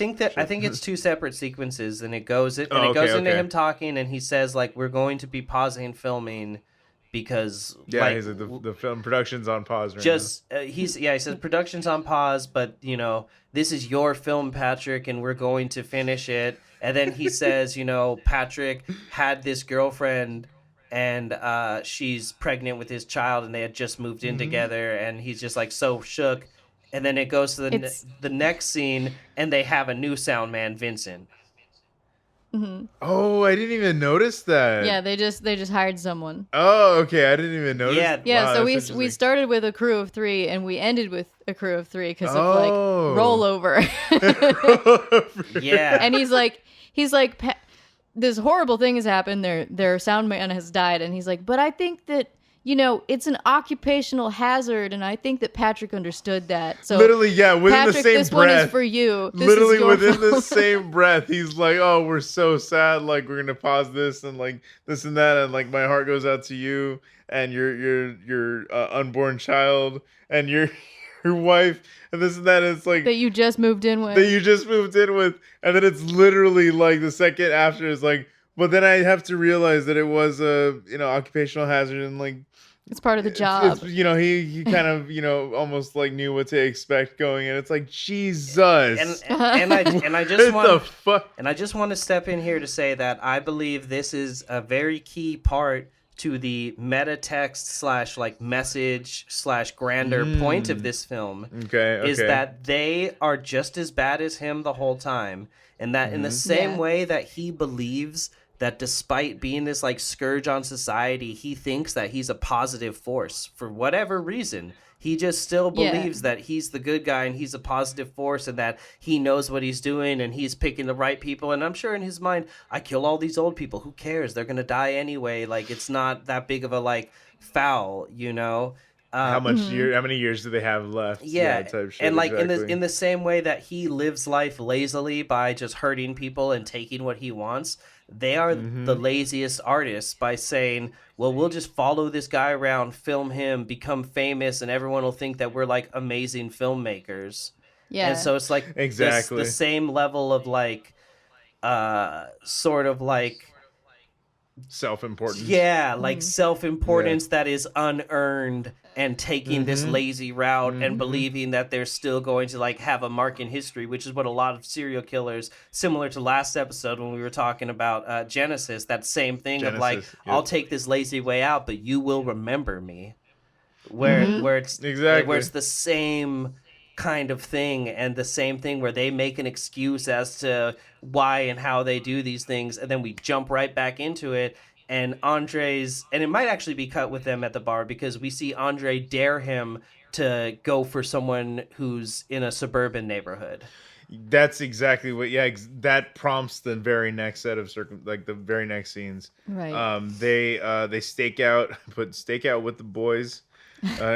Casual home invasion version. And then this one, this is where again, this is where we really dive into the dark shit. The next scene is just them in the car in front of a house, and they're in a nice looking neighborhood, not very suspecting, and then all of a sudden they just get out and kind of walk up, and he just walks in the home and fucking kills the parents. Just murders 2 fucking people real fast. When they're staking it out, 2 things happen. He says, "We wait nice and quiet." Immediately begins talking at 100 miles per hour. He immediately, not even a half second after saying, "We wait nice and quiet," and then a young girl walks by and he goes, "Oh, just a matter of time before she's sucking dick like her mother." That's and like right. saying all this crazy stuff. And the crew is like in the back seat, like exchanging glances, like, "Oh, there he goes again." It's mainly Vincent who's the new guy who's not acclimated. It's mainly Vincent. He has no idea. Like raising his eyebrows, like, "What is this?" Like without saying anything, non-verbally, because he's the most afraid of anyone there. Yeah. Fucking fascinating. You know, and then I never caught that. It's so good. It's funny because I need to again. This is my third time watching this movie, and I still need to watch it again to catch all these little like nuances because there's a lot of little moments. it's beautiful, man. Okay, anyway, we're about to get real fucking grisly. Yeah, here's the real dark part. This is the real fucking dark part. So I believe he shoots the parents right when he walks in. Like it's just he knocks the wife down. Knocks the wife down. And she starts like seizing. Yeah, right when that's right. When he walks in, he hits her on the head and she starts just fucking convulsing on the floor. And he walks right over her.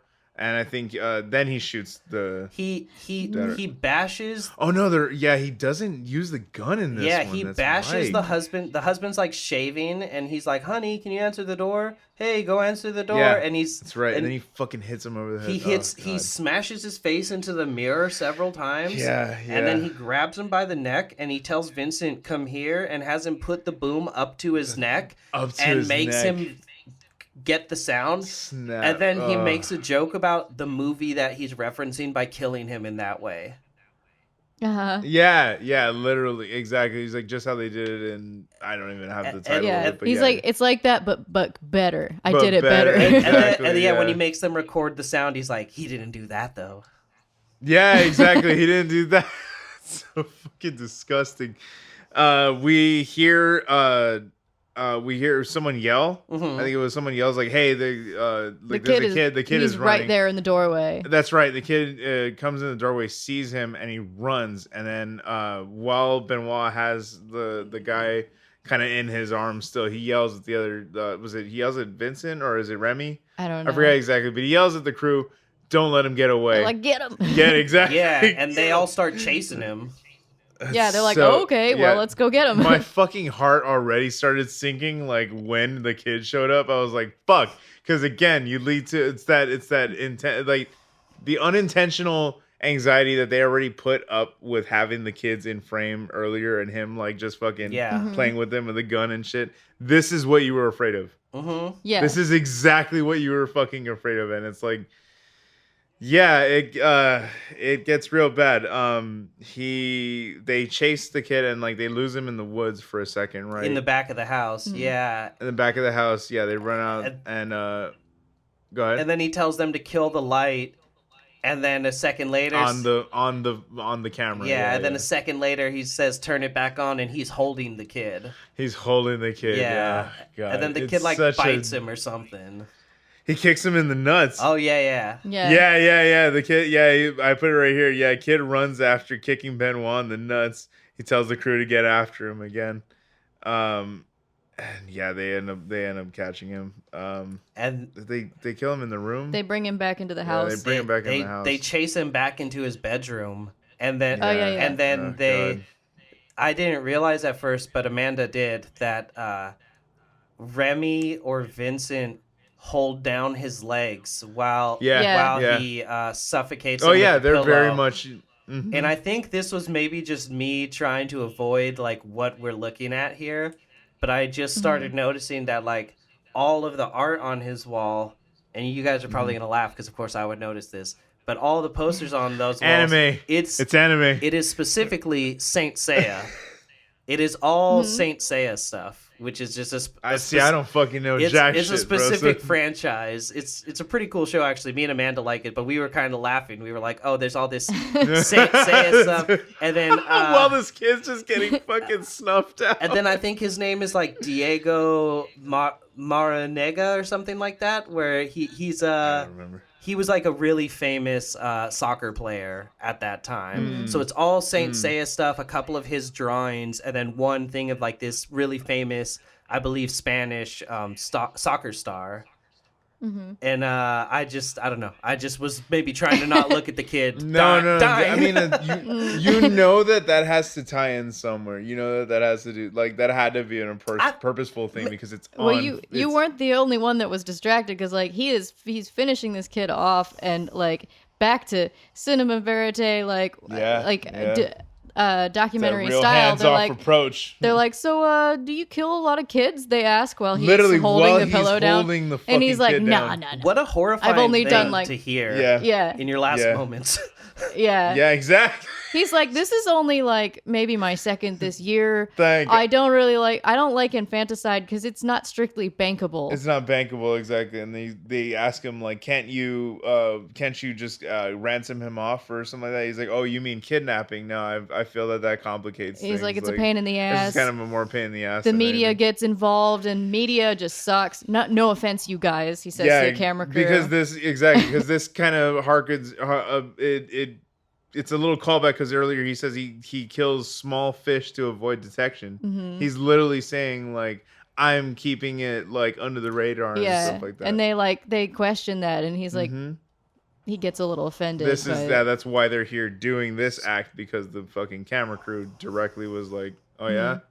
Yeah. So I want to point out too, after that they toss the house and he finds no money and nothing of value to sell. That's right. And yeah. so I was just, after I watch any movie, I just like want to see other people's thoughts and maybe things that I missed or things I wasn't thinking about. So I was looking around last night on Reddit and I came across this like year-old thread, and this user Skonen_Blades says, I always remember the part when the film crew gets him to break into an affluent family's home against his recommendation.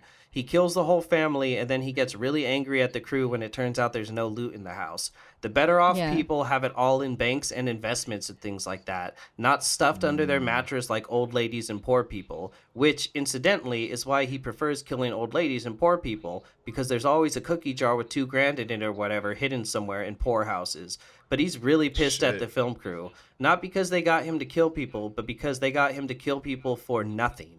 And he told them it was a bad idea. Like, it's so wild. Oh, God. It's so wild that he does experience remorse and he does have a code, but it's just so fucked up. And it's such a cool observation about poor people and middle-class people that always stuck with me. He does say that. He's like, what a waste, these three for nothing. Yeah, and then exactly. He's like, there should be a law. Yeah. Yeah. Oh my God, I forgot about that line. Yeah. Oh my God, I love this movie so much, bro. He's just so disconnected from reality. Yeah. Yeah, absolutely. Like but at the same time, so calculated. It's a very strange line to straddle, you know, but it's done successfully. Was this another montage that happens after this?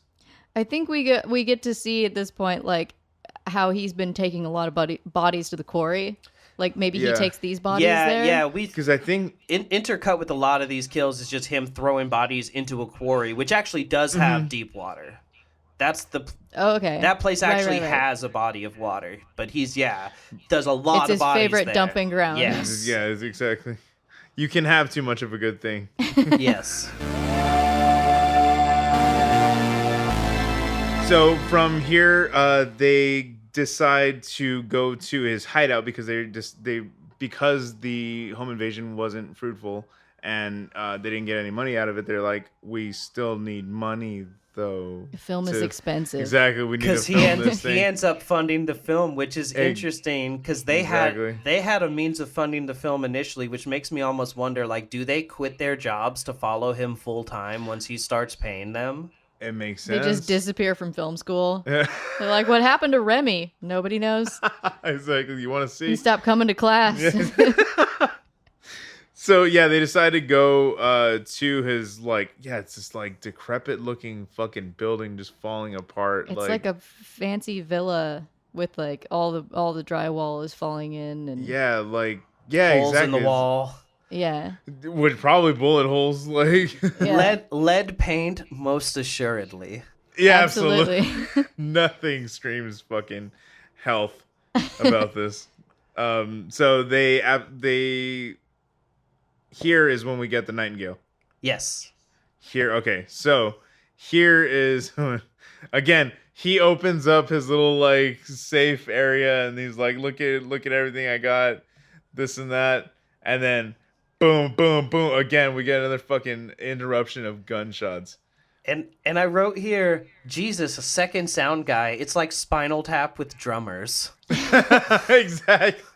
They immediately, the sound guy is the first one to get killed, right? There's quite a bit of a, like, I don't know if it happens before or after, but there's a quite a chase scene with cutting, and like they're filming him while he's running after whoever the fuck shot at him in this building. He's like, someone's in my hideout and they're shooting at me, and they're like filming this.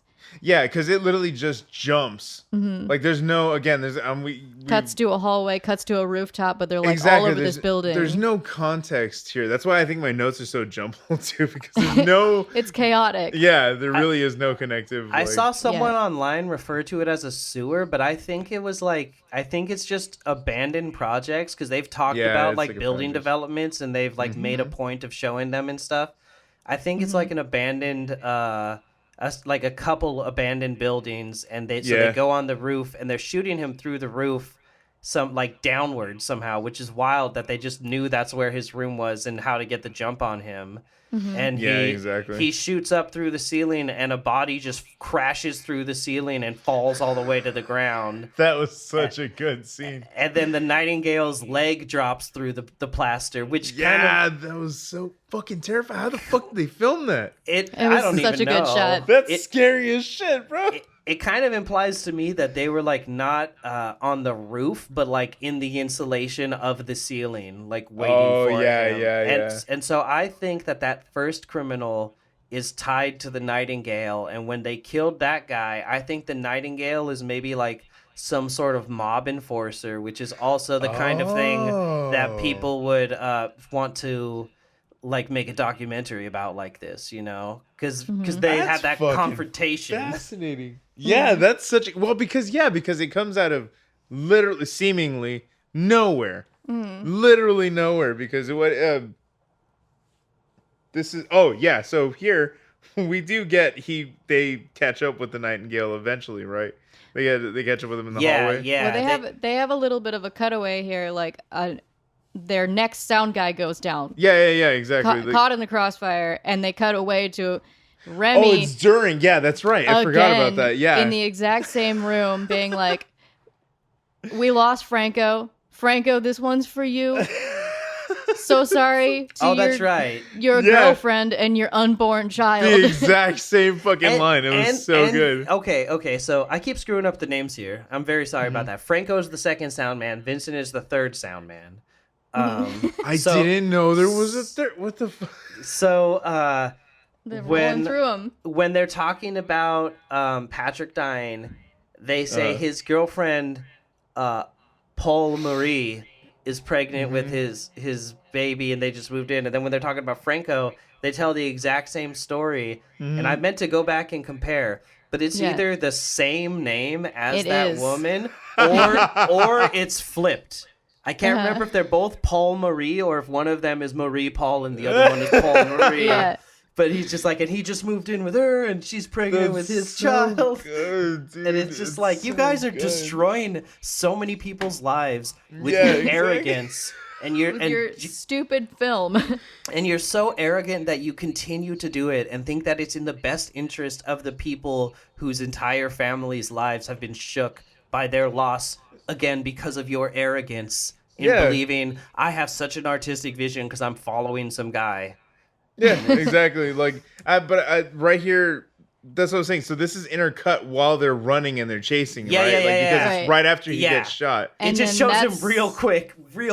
Yeah, that's when we get the other film crew. Yes. Okay, yeah. Right after this, another film crew is introduced right behind the Nightingale when he comes out of a hallway. He shoots this guy, and he's like, it's Giovanni Nightingale, the Italian funniest mob boss or whatever. Fucking reveal in this movie, dude. Yeah, then he keeps his gun down the hallway, then you see all three of them come out, and it was like... Another camera crew. So good. But they all look so creepy compared to... compared to them. I think one guy's in a lab coat. Yeah. Or like a trench coat. They're like director. And then Benoit kills the director, and then he gives Remy the gun after telling him earlier when they killed who I believe to be the first Italian gangster. Because the Italians are the only ones who like battle back with him. You know, everyone else is just a victim. and he gives Remy the gun and tells him, at that time he's like, don't take revenge, it's a bad thing. And then this time he gives them the gun and they all take turns killing their counterparts in this film crew after making fun of them for using digital instead of film. Yeah, because they were like, oh, we're gonna shoot. He's like, oh, you can use this camera, can't you, Remy? He just takes the camera from them. Here's a better camera, guys, and they're like, well, we're using film, and he's like, oh, and he just smashes it, just throws it on the ground. So good. This movie has so many like jabs at like just cinema and like the art of it in general, and that's what I love about it. Just because it's. The next scene is a bunch of like naked women dancing in a field. That's what I was gonna put. So it's his grandma that we're looking at. Yeah, old family footage. Old family. And he's like, via grandpa. Doesn't my grandma's sister have a great rack? He essentially says, and he says his grandpa made that film, and it made me think that is probably part of why, because it is so calculated. The Jenny and the Valerie in his life. It's so calculated. But then this film crew, which we never get a distinct answer as to like how they met, but it feels like he, has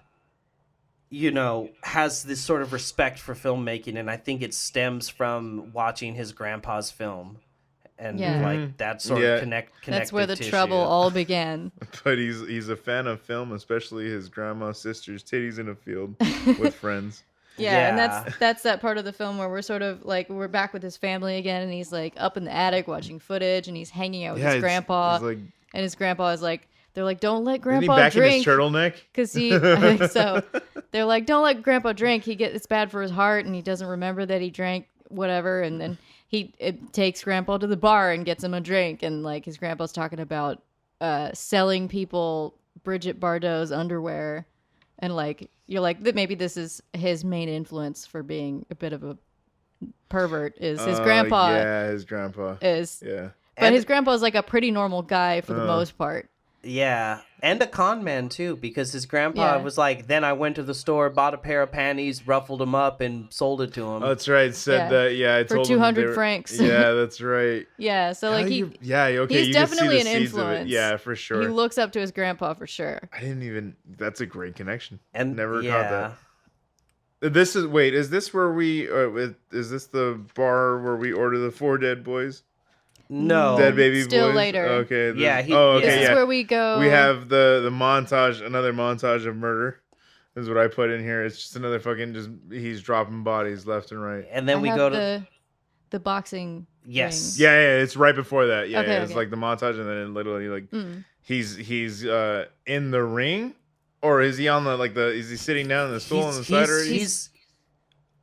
He's getting ready to box. He's getting ready to box. That's right. Yeah. And this is one of the. This is one of the I find the creepiest parts of the movie. It's very, very subtle, and it's very unsettling. It's go ahead. I'm sorry, I keep interrupting you. I'm so sorry. No, you're fine. There are some people there's a woman who works at the boxing ring. She's like the cleaning lady, and she's got her little son with her. He's about like 4. Yeah. And he's like sitting there getting his like helmet on, and he's getting like all gloved up and getting taped up. He's like looking at the camera crew and looking at her, and he's like, hey, tell them who got you this job. And she's very, very quiet. She's like and mousy, she's like just like you, sweepy. You did, sir. And he's like, yeah. Bring the kid over here. He doesn't look happy to see me. Give me a kiss. And the kid's name is Benicho.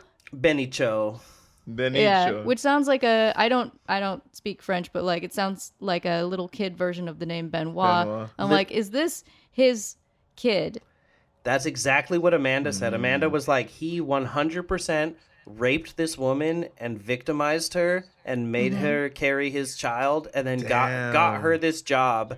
And then he even tells her, see me after the match and I'll give you money. You got to buy him more food, and you got to buy yourself some shoes. You look like a tramp. Right. And like all this stuff. So it's like that's 100% his child.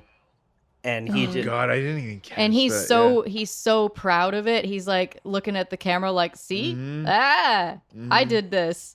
Yeah.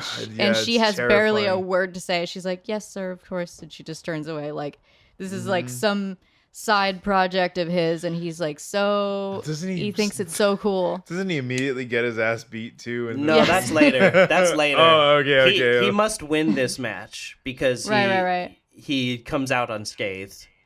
Oh, okay. Yeah, we don't see the match, I don't think. Yeah. Okay. Then, yeah, that's right. So, So that he he's did just go getting there it. twice. And then from here we jump to the bar. And Which yes, is maybe during Did- Christmas or New Year's. It's absolutely during Christmas because there are Christmas decorations, and I wanted to point That's that right. out as definitely a statement on the passage of time. But also, while I think this is the drink scene, so Yeah. they don't show him commit any crimes at this point, but he is dressed like a preacher. He has a collar on, he's which in so many which implies they've spent the day going into old women's houses by pretending that he's a preacher and him victimizing them. Yep. You know, so Which is why they're having drinks and celebrating, is they have the cash. Exactly. Yes, he makes it very clear that he kills women because he thinks they're weak. He kills old people because they're the most like monetarily like transactional, and this is a job to him. And he kills immigrants and people of color because he thinks that they're beneath him. Exactly. Yeah. In every single way, there's a justification for his murder in his mind. Yes. Yeah. In his mind. In his mind. Exactly. I'm not. Yeah. No, totally. Absolutely. Totally. Fuck this guy, right? No, like, this is, so they order, he tells Malo, was her name Malo? Malou. Yeah. He tells Malou, get 4 dead baby boys ready. And then you're just like, what the fuck are you talking about? So I saw that in what he actually says, but it's removed because of like cultural relevance, and we wouldn't understand. So there was a boy who was killed around that time called Gregory, or Little Gregory, and he refers to the drink as a Little Gregory because I think his body was found like sunken somewhere. Jesus Christ, that's So that's what he actually like in French says. But they just change it to something that we 4 can dead get. baby boys. Yeah, one of those like changed for cultural relevance type things. Okay. I think I know about that case. I was gonna say that case is. I'm pretty sure it's really famous. Like very famous, like trying to figure out whose kid this is. Like national news. Yeah, kind of like Lindbergh baby. Yeah, that may have even just been a like a fake name for him of just like a Jane, right. John Doe, like it's who is Little Gregory's parents. Who's Little Gregory? Exactly. Yeah. But yeah, so that's... they have what was the? Do you remember the ingredients? I think it was like gin. He says a tear of gin, and then pours like a double shot. He throws it in. Yeah, I was like, Jesus. And he's like, just a tear. I think it's gin and vodka. I can't remember. It's gin and vodka. Yeah, I think it's gin and vodka, and he puts something like a seltzer or something like that in there for it to bubble. Yeah. And then he wraps an olive in, was it a sugar cube? Yeah. Or he puts a sugar cube. He ties it to the sugar cube. Ties it to the sugar cube with string, and then they place it in the drink. They ballast it in the drink, and the first one is sink to the bottom, right?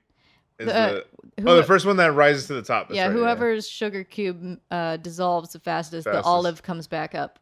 Yeah, it comes back up. So that's who gets the next round. Who gets the next round, exactly. So they play this a couple of times, I want to say, and they are just absolutely fucking shit-faced. So again, we're going to get into some very dark fucking waters. Once again, we're almost out, but this is probably the most fucking harrowing scene. This is the worst. Yeah, this part is of the film. Yeah, this is absolutely the worst one. Like, this is the one that like makes it a one and done for people. You know, it should. And it should. Absolutely. No, it's not. It's not an easy fucking watch for sure. So they're fucking wasted. Yeah, I just looked it up real quick, just so that we have it correctly. Maybe if you even want to cut out that other part. Go ahead. Gregory was found bound in mud, and so that's the connection. The there. reference. Oh, yeah, Jesus. and they knew who he was when they found him. Okay. Oh, okay. Yeah, God damn, that's so terrifying. but it's bro. because he was bound and in like a shallow body of water. Oh God. So that's yes, the connection of the thing. Like who? Do we think he invented that drink, or did he just like decide what he thought it should be called? Yeah, that's a hard one because it's like culturally, people already make dark jokes to deal with shit. You know what I mean? So I feel like that might have been one that was in existence. Yeah, I'm not sure. Like, that might be. It seems one like that something that he would do, but like definitely then does. he's not necessarily clever enough to come up with that. That's shit. true. That's true. Yeah. So exactly. So I don't think. Yeah, for originality, I wouldn't give it to him. Yeah. In terms of he just really likes it. It also just really sounds, likes that. Yeah. Sounds fucking disgusting. Exactly. Yeah. Not a great drink. Yeah. The name, the fucking ingredients. I'm not feeling that, bro. Yeah. Thank you. It's gonna be a hard no from me, dog. So yeah, here we have them drunkenly screaming through the streets. They're yelling about cinema. Cinema. Jesus Christ. Yeah, they end up at a random person's home, An apartment complex. He picks one out. They go up the stairs, and he just busts into. Literally, it's just there's no rhyme or reason for it. He just breaks into this place, and I think they find an old they find a couple having sex. Yeah, just like, a couple fucking on the kitchen table. It's just a couple having sex. It's Christmas. It's Christmas, and that's what you do. Yeah. And they proceed to gang rape the woman. They just go full on evil. They just go. Like it's literally, like the crew members go first. The crew exactly. Like he's holding them hostage. He's holding the husband hostage. I just have to gun. I just have to say the thing that like disturbed me somehow the most about this whole sequence, as disgusting as the entire thing is, as you say, Benoit is standing there holding a gun to the guy's head and a sparkler like in front of his chest. Oh God, yeah. And like a lit sparkler. And the thing that really got to me that I couldn't help but continuously notice as they all take turns doing this horrifying act is how bored and distant the husband looks. And he seems to be not bothered by it. Yeah. But it's almost like I'm wondering, is it that, or is it just the resignation of just like, I know how this ends. Just kill us. Like, why? Yeah, just get it over with. I didn't really think about that, but yeah, like he's like he knows he can't take fight. on you can't get 3 men, and if they're doing this, they're probably gonna kill them. Yeah, exactly. Yeah, and it's kind of like resigning to your fate. Yeah, but like it really bothered me too. Like, at least cry, dude. Yeah. Jesus Christ. Yeah, it's pretty, and he's just watching. Yeah, we're not gonna harp on this one for too long, but it's pretty gruesome. It's a jump cut right after this. This is a discussion that I had with my husband. We were watching it, rewatching it for my second viewing. And this feels like it's true of a lot of films, is rape hurts more than murder does. 100%. Yeah, absolutely. It's just somehow worse. Yeah. You don't get, like, to me as a nihilist, and I would think to most people as religious people, death has that release. You don't have to deal with it anymore. Rape is something that will follow you for the rest of your life. Not necessarily follow you, but just live inside of you, just like like a demon, And it's like, without saying too much, like my mother, grew up in a time when people's uncles did horrible things to them and everyone just, brushed it under the rug. Yeah. And it's they're like, well, that's how it is. Yeah, and you even hear that today with people being like, well, you know how Uncle so-and-so is, so you got to like put more clothes on when he's around. And it's Jesus just like, Christ, why are we policing them for his benefit? Like, that's wild to me, but it's horrifying. There's just this like, while this scene is going on, there's this conversation where like because again, like I don't want to harp on this kind of stuff too much, but I feel like this is just very worth pointing out. Because to me, this was a thing that blew my mind when I was introduced to this being part of the psychological trauma of sexual assault. Is that, so there's a comic that I read called Why the Last Man. And Yeah. in Y, there's a part where Yorick, the main character, has a flashback to being young, and he was playing with one of his friends in the woods, and they're like, "Oh, we'll play like hostages or some shit, and I'll tie you to this tree, and we'll pretend stuff, and then you tie me up, and ha ha ha." And the kid ties Yorick up, and he's like, "Now I can do whatever I want to you." And Yorick's like, "Okay, stop playing, untie me." And the kid pulls his pants down and sucks his dick, and they're like 12-year-old kids. And Yorick comments on how like it felt good, but he didn't want that, and how much that messes with him. And when Benoit steps in, he's like, "You got to have finesse, you got to please her." And there's like a moan that you hear, and I saw some people online like be like, "This is so disgusting, I can't believe they would say that she liked it." But the thing is that when your body is being touched in certain ways, whether you are like into it or not, there are like certain physical responses that happen. And I learned a long time ago that that is part of the trauma of rape, and part of the mental things like aftermath is being like, well, part of it did feel good even though I didn't want it, and it's because that's what these parts of your body are like made for. And evolutionarily. Right. And then there's that haunting and that guilt and that like exactly. psychological damage from being confused about that. And to be clear, I'm absolutely not saying that rape feels good. I'm just saying the thing with Yorick, if someone sucks your dick, whether it's a man or a woman, regardless of what your preference is, that is a pleasurable sensation. But what matters is how the rest of your mind lines up with what is going on, and whether or not you're consenting. It's an extremely valid point. Yeah, it's very true. I mean, you can. That's the thing about this movie, is that it's going to generate a lot of like disgust initially, but then there's the conversation that comes up around it, where like we're having right now. It's like, these are important things to point out about the movie. They may not be unpleasant, or they may not be pleasant, and they're very difficult to discuss. But I feel like it's important for because art is supposed to evoke an emotion. Yeah. And because this does such a good job of that, that's what makes it sort of like difficult to watch, but it makes it easier to talk about. Yeah. And you know what I mean? And like I said before, I feel like a big statement here is that, like, a lazy artist can be just as bad as a killer in terms of, like, not that Kubrick is like a lazy artist, but like the way he treated women, because he thought he thought he was so artistic, so he tortured Shelley Duvall for the entire filming of The Shining to get this performance from her, when it's just like, treat her like a human being, bro. Like, what is wrong with you? Yeah. He's like, well, I know I can't get the performance from her just responding to directing, so I'm gonna make it real. The ego of someone like that is it's disgusting. For sure. That the ego of an artist unchecked can very easily match the ego of someone like Benoit. I feel like that's exactly, and that's the point of the movie. It's also making, like you're saying, like you just said it, the ego, when it goes unchecked, they have this idea about like the movie's gonna be this like piece of art that needs to live on, and this and that, and it's like.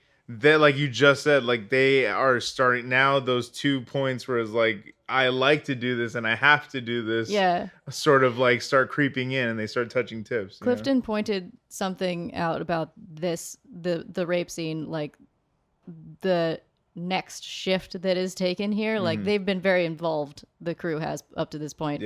But it is a comedy film overall. And we've been laughing about a lot of really dark things. This scene is in no way, shape, or form funny. No. And it is because, like, we've been having a good time because the crew has been uncomfortable. In this scene, they're all very comfortable with what they're doing. That's a good point. And that's when we get uncomfortable. That's a very good point. And then we see the aftermath, where she is far and away the most mutilated and like disrespected victim that he ever had. It's like a jump cut. Jack the Ripper. Yeah, exactly. And then it cuts to the quarry, and he makes them dump the bodies. Amanda pointed out. Now he's starting to become more and more lazy, and like he's taking the backseat kind of driver position and on it. they're so much more culpable. They have a lot more riding on these bodies getting down into the water Exactly. than So they did before. He reminds them of that very much so up top. From he's like, I can still see an arm down there. Like, what That the is fuck a are you great doing? return Like, to comedy, by the way, is the state of, like, you see how the quarry is. It's just like, I without the think water there. without the water, it's so Just- I think that's actually a little later, but yes, For that sure. that part is wild when the quarry runs dry and you just see the hundreds of victims that he has. Oh, down yeah, there. just that's right, skulls and legs and arms sticking out, like so many, Yeah, so many bodies yeah. in there. You know what? forget I got about- ahead of us. That was my bad. No, you're good, because I thought that came afterwards. No, but I think No, yeah, I see it. I see see. it now It says later. hospitalized after being knocked out. That was when he. He gets Oh, dropped in the one- fucking That's ring. right. Yeah, that was the ring. One thing before that Mm-hmm. that is pretty important. Mm-hmm. So we go from the horrible rape scene to we're hanging out with Valerie at her place, and she's like, "See, someone left me this rat." Oh yeah, I have that in my notes. Yeah, I have that in right That's here. before the boxing ring. Is it? Yeah, Because I thought I have right here. His mom received a dead rat. In the that's net. later. That's later. Oh, okay. So that These happens are like before. Got you. sandwiched in between. Okay. Yeah. So Um, she's like showing him this giant rat that's got a stick skewered all the way through it, and That's she's like, right, "Someone yeah. left this. I don't know what this is. Do you, Benoit? You're a creepy fuck. You probably know what this is." And he's like, "Oh yeah. This is it's like a warning It's a warning from Giovanni." From Giovanni. There you go. from his brother, and that's what makes me think okay. that he That's ran right. he just happened to run afoul of the first guy who just happened to be a gangster. He murdered this guy. They have the like, footage. the resources to find and realize that this guy did this. So then they send the Nightingale, who's most likely like their enforcer or an assassin or something, to have like a name like that. It's unclear who is the Nightingale, but it's part of the Italian crew. Yeah, and then he says, "Well, this is from Giovanni's brother." So it just seems like he happened to just coincidentally. Mob. You're totally right. Oh my Yeah. god. It's this great moment because he's like, "Oh yeah, it's a warning, but they're Italians. It's nothing to worry about." That's and like Valerie's right. like looking at him like, "Okay, Oh my I trust God. you. If you say this is not that big a deal, then Yeah. sure." Because he'll probably take care of it. Mm-hmm. If you say the Italians aren't a threat, then all right. Yeah, and then That's we lovely. cut to him in the ring getting just one punch man. just blah. Oh and my he- god. And then he's in the hospital bed like right after that, right? Like I it's think he literally just, broke like- his neck because later we see him Yeah. in a neck brace, Oh, yeah, and the neck brace. he's like talking about getting back his mobility in his limbs. Oh yeah, when he's like on trying to the reach bed. out, he's trying to do the pull Yeah. up on the Yeah, bar. and then the old man sings his wonderful next to song. him. I shit all night, I shit all day. His hospital roommate is an old man who insists on shitting himself. He says his roommate only shits and sings. Apparently, that's Yeah. all he does all day. And he lives up to it. Yeah, exactly. It's disgusting. And yeah, this is a 1-2 right in a row. Valerie gets this rat Oh, yeah, delivered, and yeah. then his mom and his grandpa are visiting him in the hospital, Mm-hmm. and his mom mentions in passing like, "Oh, someone left a rat at our place." I know who did it though. It was one of those naughty boys down the street. They like to pee Yeah. in people's mailboxes, and he's like, he's looking at the camera crew like, yeah. Sure. Yeah, cool. All right. Yeah. Yeah. I did. Yeah, I think it was played so subtly. That's why I missed it. Yeah, it's just in conversation. that's They're like, so "Oh yeah, it's fascinating. no big deal," That's so fucking fascinating. Yeah. and you're like, It definitely was some mob shit now that I think about it. Because I was like, yeah, why are serial killers just running around like, and just like murdering people and no one's they're just like fighting each other and shit. But in the yeah, street. he killed their I was camera like, crew. I was like, oh no shit. They yeah. have him on camera. Yeah. killing all of them. exactly. That's so He left a true. lot of evidence behind. They know Yeah. exactly who they're supposed to get. That's fucking fascinating, man. Okay, well then this is the whole song and dance with the shit shit all Yeah. day, shit all night. Yep. And then go ahead. No, you. No, say the right after that, he gets a hero's welcome for his birthday. Which again shows the passage of time. Because we get Christmas, and then we get his birthday. He's out of the hospital. Does he have the neck brace on? Yes. Yeah, he has a neck brace on. Okay, now he's in the neck brace, and I think he has a cane when he first comes home, or Remy is helping him walk or something. And he's like, "Get off me!" He's in a bad mood. That's right. Yeah. And then when they come into, it's Jenny and Valerie and a guy we haven't seen before. I think that guy is his boxing coach. You think so? Oh, was I think because we saw him before in passing, I think he was the guy at the bar talking to them about boxing. I think you're right. I think you're right. And it seems like because he keeps making like jokes about Valerie being on the pill, and then jokes about the size of his dick, and then he gives Valerie a little kiss on the cheek that like implies that they're together. And you can just see the like anger fucking rising in Benoit. There was that, and there was also, you had a really good read on this, Evelyn, with like the fact that he needed to be the center of attention in the room. Yeah, this is our first view of Benoit not having a good time. He's like he's being very quiet. He's quiet, and that's what makes you already uneasy. Yeah, and he was upset before he showed up to his what I assume is a surprise birthday party. And then like his boxing coach is being really loud and like charismatic, and he's like, oh, he's being the center of attention. Not cool. And he's just generally having a shit time. And I don't know. It's like, it's probably a culmination of things. Like he's feeling bad because he's like in this weakened state, and he comes in and he's like, oh, you guys are filming already. Like he doesn't want to be filmed today. Yeah. Sorry, but you just made me think. You know what it is too?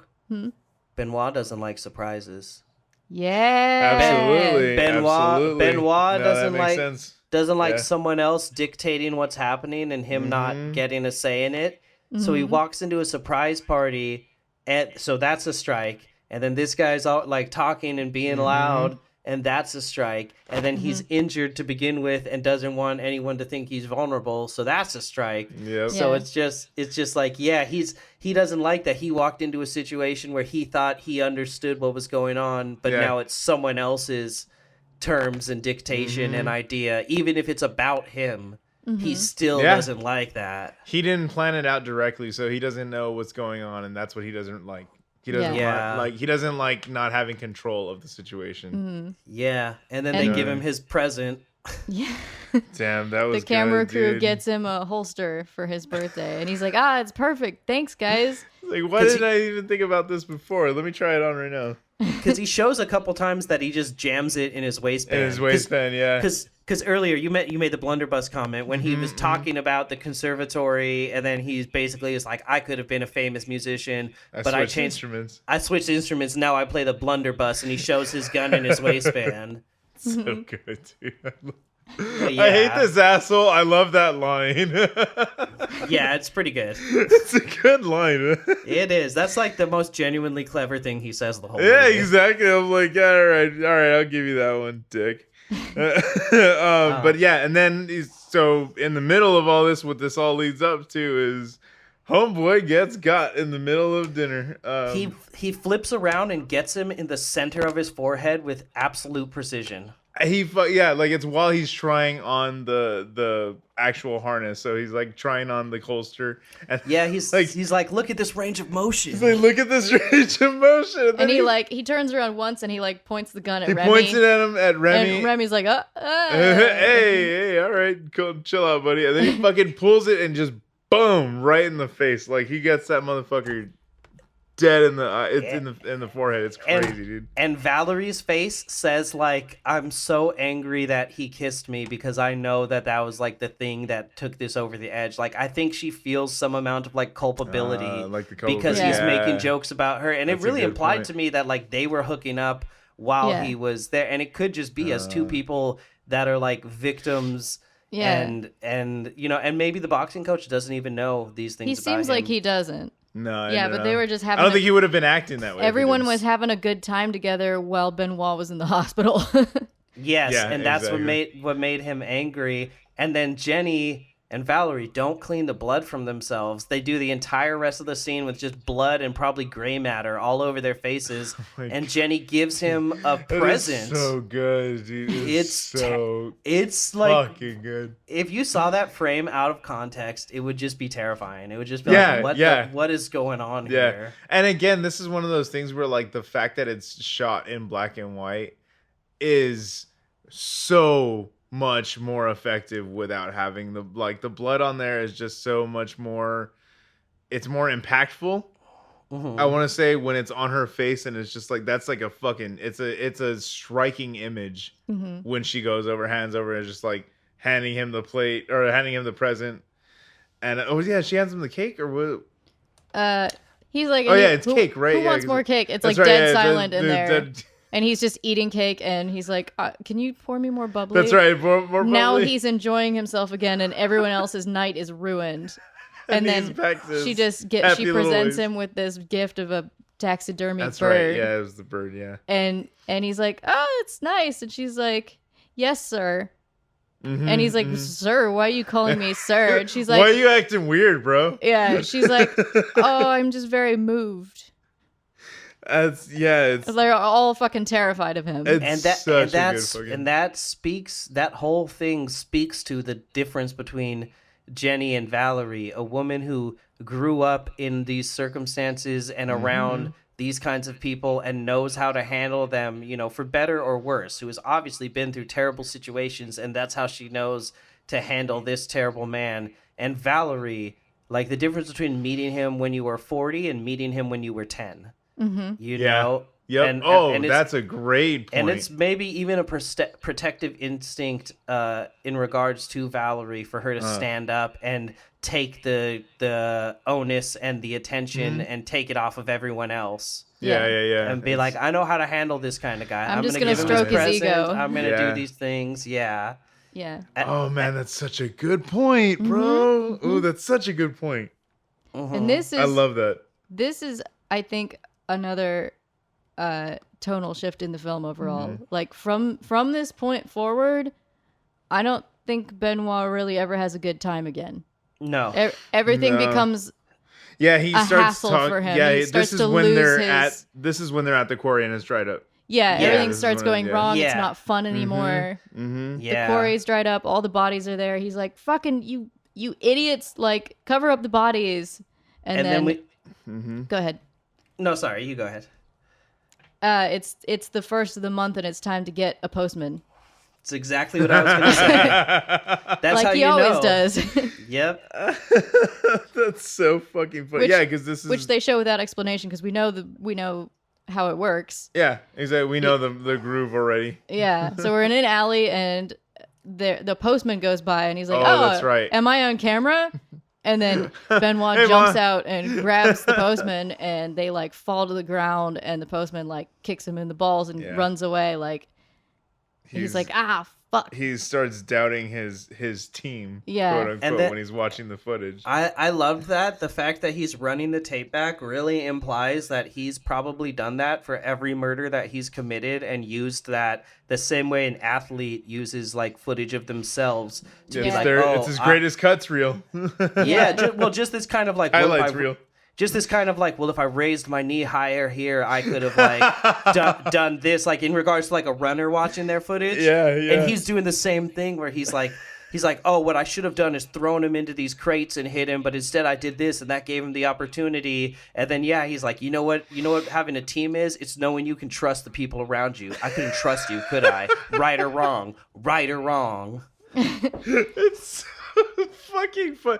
Like, and stop making faces behind my back. Yeah, stop making faces behind my back. Yeah, he becomes super insecure and like super like he knows that he's already at reaching his end. Like straight up not having a good time. Yeah, not having a good time, bro. And this is what is this what's about in prison? We cut to news footage like they've caught him. It just jumps, right? Like I didn't like miss anything. That's what I was saying. I think I even asked you when we were I was like, wait, how the fuck did he get in prison? Yeah. But he just was there. Probably because like he fucked up and Yeah. Oh, it was the postman. Okay, I got you. The postman Yeah. identified him, and then they have this pattern of postmen being murdered, okay. you know. Okay. And then I like that the camera crew didn't get implicated in that. I It's know. That's so funny. That's the the like magister or whatever they're called, the judge or lawyer or whatever, who's like dressed up all in that like robe and everything, and he basically says like, we can pin him to this murder, but we can't pin him to like every murder, which just implies like that attempted murder proved that they could tie him to one of the postmen, but not all of them. And so that they had probably been watching him for a little bit. the postman murders. Yeah. Yeah, And that's a good movie. and then it just cuts to him in prison and his mom being like, "But you're a good boy." Uh-huh. Yeah, you truly can do no wrong. But yeah, his mom is visiting him in prison, and she's like, "I'm just so sad. I just can't believe it." And she's like, she's not an actor. She's his actual mom, but like, she's truly heartbroken. And I'm wondering, like, is this to get this reaction out of her? Where they like, did they show her the movie? I feel like, yeah, exactly, like right after the end. And she's just like, "Oh, this is what he's God. in for. This is what he's in for. My son." Like, I feel like at some point they had to have let her in on the conversation because they had to do the scene in the hospital. Mm-hmm. So they had to tell, like, they had to run the lines of like, oh, like it was those nice boys, or it was those like mean boys from down the street, or whatever the fuck. Yeah. You know what I mean? So I feel like they had to have let them in at some point. But yeah, that definitely seems like a genuine upset mother scene, you know? That's why I said, "Oh my God," when Evelyn started talking, because I realized what she was saying, and I just thought like how fucked up that is to be like, they probably, got access to the jail cell, put him in the cell, called her, and were like, "You need to get down here." Like they were trying to get him, and they're saying he's a murderer. Yeah, exactly. Like, I wouldn't be surprised. And then afterwards open it up because the hospital scene she had to have known. So I wouldn't be surprised if the police scene she didn't know. If they shot it out of order, yeah. Yeah. Yeah, for sure. And then he escapes. Immediately. Yeah, literally just like this. Immediately. He calls Remy and he's like, "Hey, I broke out of jail. You need to come pick me up. I've written a poem about autumn." He says, "Meet me where we first met," and they meet him in this random spot in the woods, and it just makes me think, were they just like in the woods trying to find something to film about, and just as being like these people who will think they're artistic and seem to be devoid of like any real artistic thoughts. Yeah. Like just out there thinking like, we can just like find something to film out here. We'll film the trees.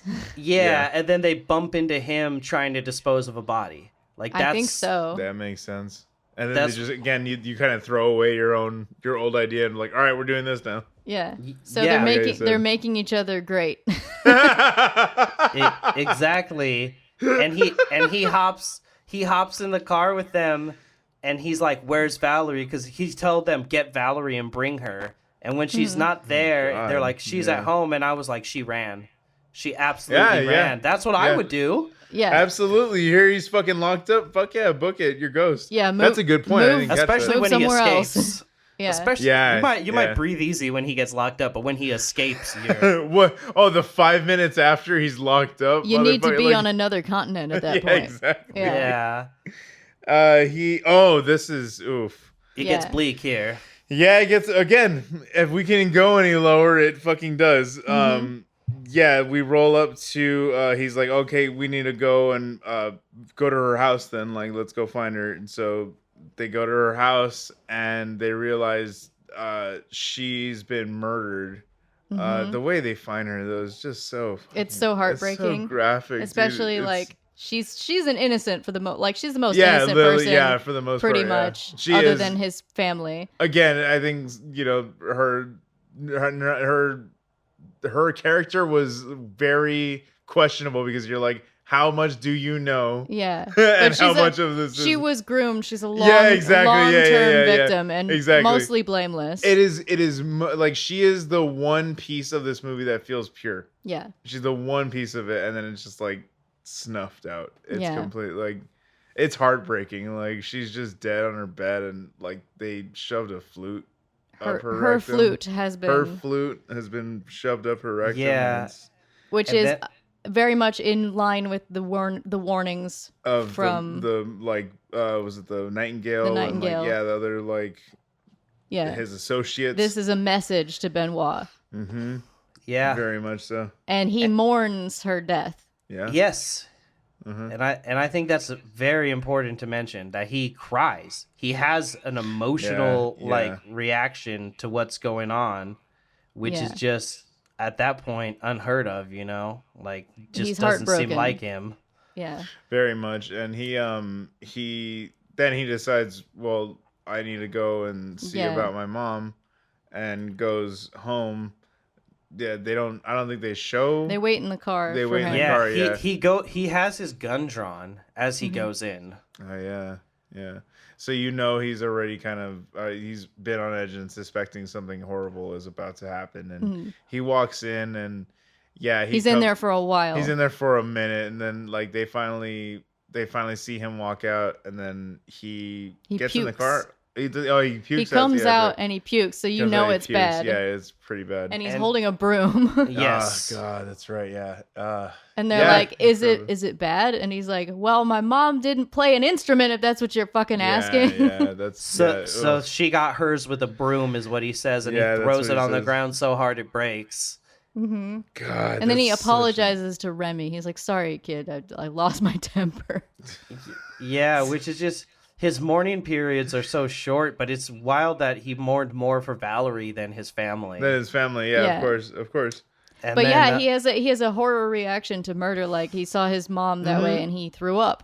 Yeah, he It clearly knows that there's a distinction from right and wrong. Yeah. You know? it just boils down to like, you know, especially right now, like we're recording this shortly after all this like Roe v. Wade stuff, and it just goes back to that same thing of like people think that things are a non-issue until it affects them. He Yeah. didn't think that Exactly. he was wrong to kill all these old people. His family is all old people, Mm-hmm. and they were all killed because of him. But he's so sad and he's gonna throw up. But it's like I would very like confidently wager that he's done things like this to victims of his in the past. I think that he has done everything imaginable to people. Yeah. And that Oh, he mixes it up for fun. He doesn't have a specific MO. So it's just like, you know, how dare you be upset? Be so cruel. Well, and then to have the gall to be upset when it happens to him, when it's like, well, you've ruined so many families. Think of how many sons have mourned over the way they've found their mother after he was gone. Yeah. You know, And Absolutely. it's just that chicken's coming home to roost, and it only matters when it happens to me. The guy who wants to kill Joe in Family Guy, and then he gets in prison at the end, and he touches the end of his knife, and he goes, "Oh my God, is that what I've been doing to people? I'm a monster." I'm a monster. Exactly. Well, I mean, he does. I mean, and all of those chickens do come home to roost at the end. That is That is a hell, because that's my last note. And then they all died happily ever after. Because he's foolish and arrogant enough. His arrogance is what leads to him thinking he could still claim victims while in a neck brace. And then it leads to him thinking, after already being ambushed at his hideout by these people, and then they kill his, the people connected to him as soon as he goes into jail, and they don't have his protection, his full family and his, not necessarily girlfriend, but who he probably views as his girlfriend is killed. And then he goes right back to his hideout to get all of his things, and they all get killed. And I did make a note that the last sound guy survives the longest. He almost gets away. Oh yeah, he runs. Yeah, and then he gets shot in the And back. Benoit's final words are him reciting his shitty pigeon poem. and he distracts all of them because he's such an idiot at a time when they should all be paying attention to their surroundings. He still wants the attention on him, and he's like, recite it with me.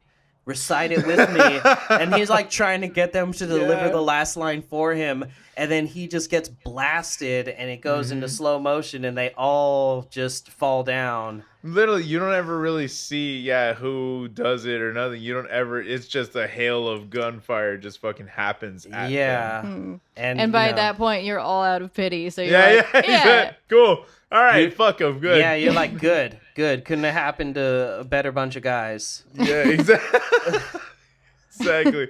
I mean, and the movie just leaves you on this like note where it's just you're kind of just suspended there to just deal with it. You're like, well, yeah. It's just kind of like an ending that's like, okay, what do I do with this now? Like, what do I do with myself? do now? Yeah, exactly. It's kind of one of those like and that's what I love about the movie. It's like initially when I first saw it, I'll tell you right now, like the assault on the couple in the house, like in the kitchen, was probably one of the most horrific shits I've never seen a scene that fucking visceral and like that. Yeah, it's very realistic. Yeah, and like the level of the gore is the gore. That's what I'm saying. It's tangible. It's fucking harrowing. Like it really is. And it's better to see it in black and white, honestly. For sure, yeah. Especially with the level of budget they probably had. Probably in full color, it wouldn't be as effective. But in black and white, it's it almost felt like everything to me is comic book and manga. I'm so sorry. But like Berserk. What you bring to the show, dog. That's true. It's like Berserk, which I'm sure PsydeShow has like looked at a couple times. I love Berserk. Oh, awesome. I haven't. It's my favorite. Literally, she says it's her favorite. So I'm you know, trying like, to get into it. You know, like the Trolls. Have you read far enough? Like the Troll arc, where like Slan is there. I've seen Berserk. Okay. So I've not read it. I don't specifically. I've only seen it one time. I need to go back.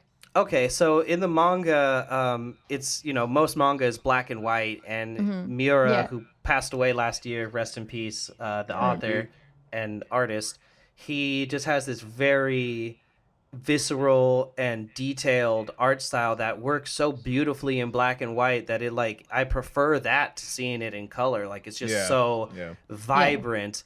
And I got that same sort of sense from that.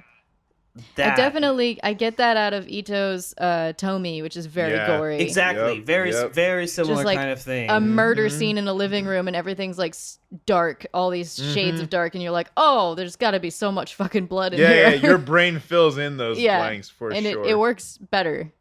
Yeah, for sure. I think like as a storytelling tool and like as a filmmaking tool, it really does. They're working within the confines of what they have available to them. So you're seeing that in every single possible way, but it makes sense. Like everything that they did just makes sense when you put it into the context of this is a student film. Yeah. And a insanely good one. Fucking brilliant one at that. It's so well written. It's incredibly well written. Like the way that they approached this film was just like so matter of fact, and it's so like the subtitle of it, I don't even think we've mentioned it, but it's Man Bites Dog, and then in parentheses, it happened in your neighborhood. That's which is probably what that's their title for their shitty documentary. Yeah, exactly.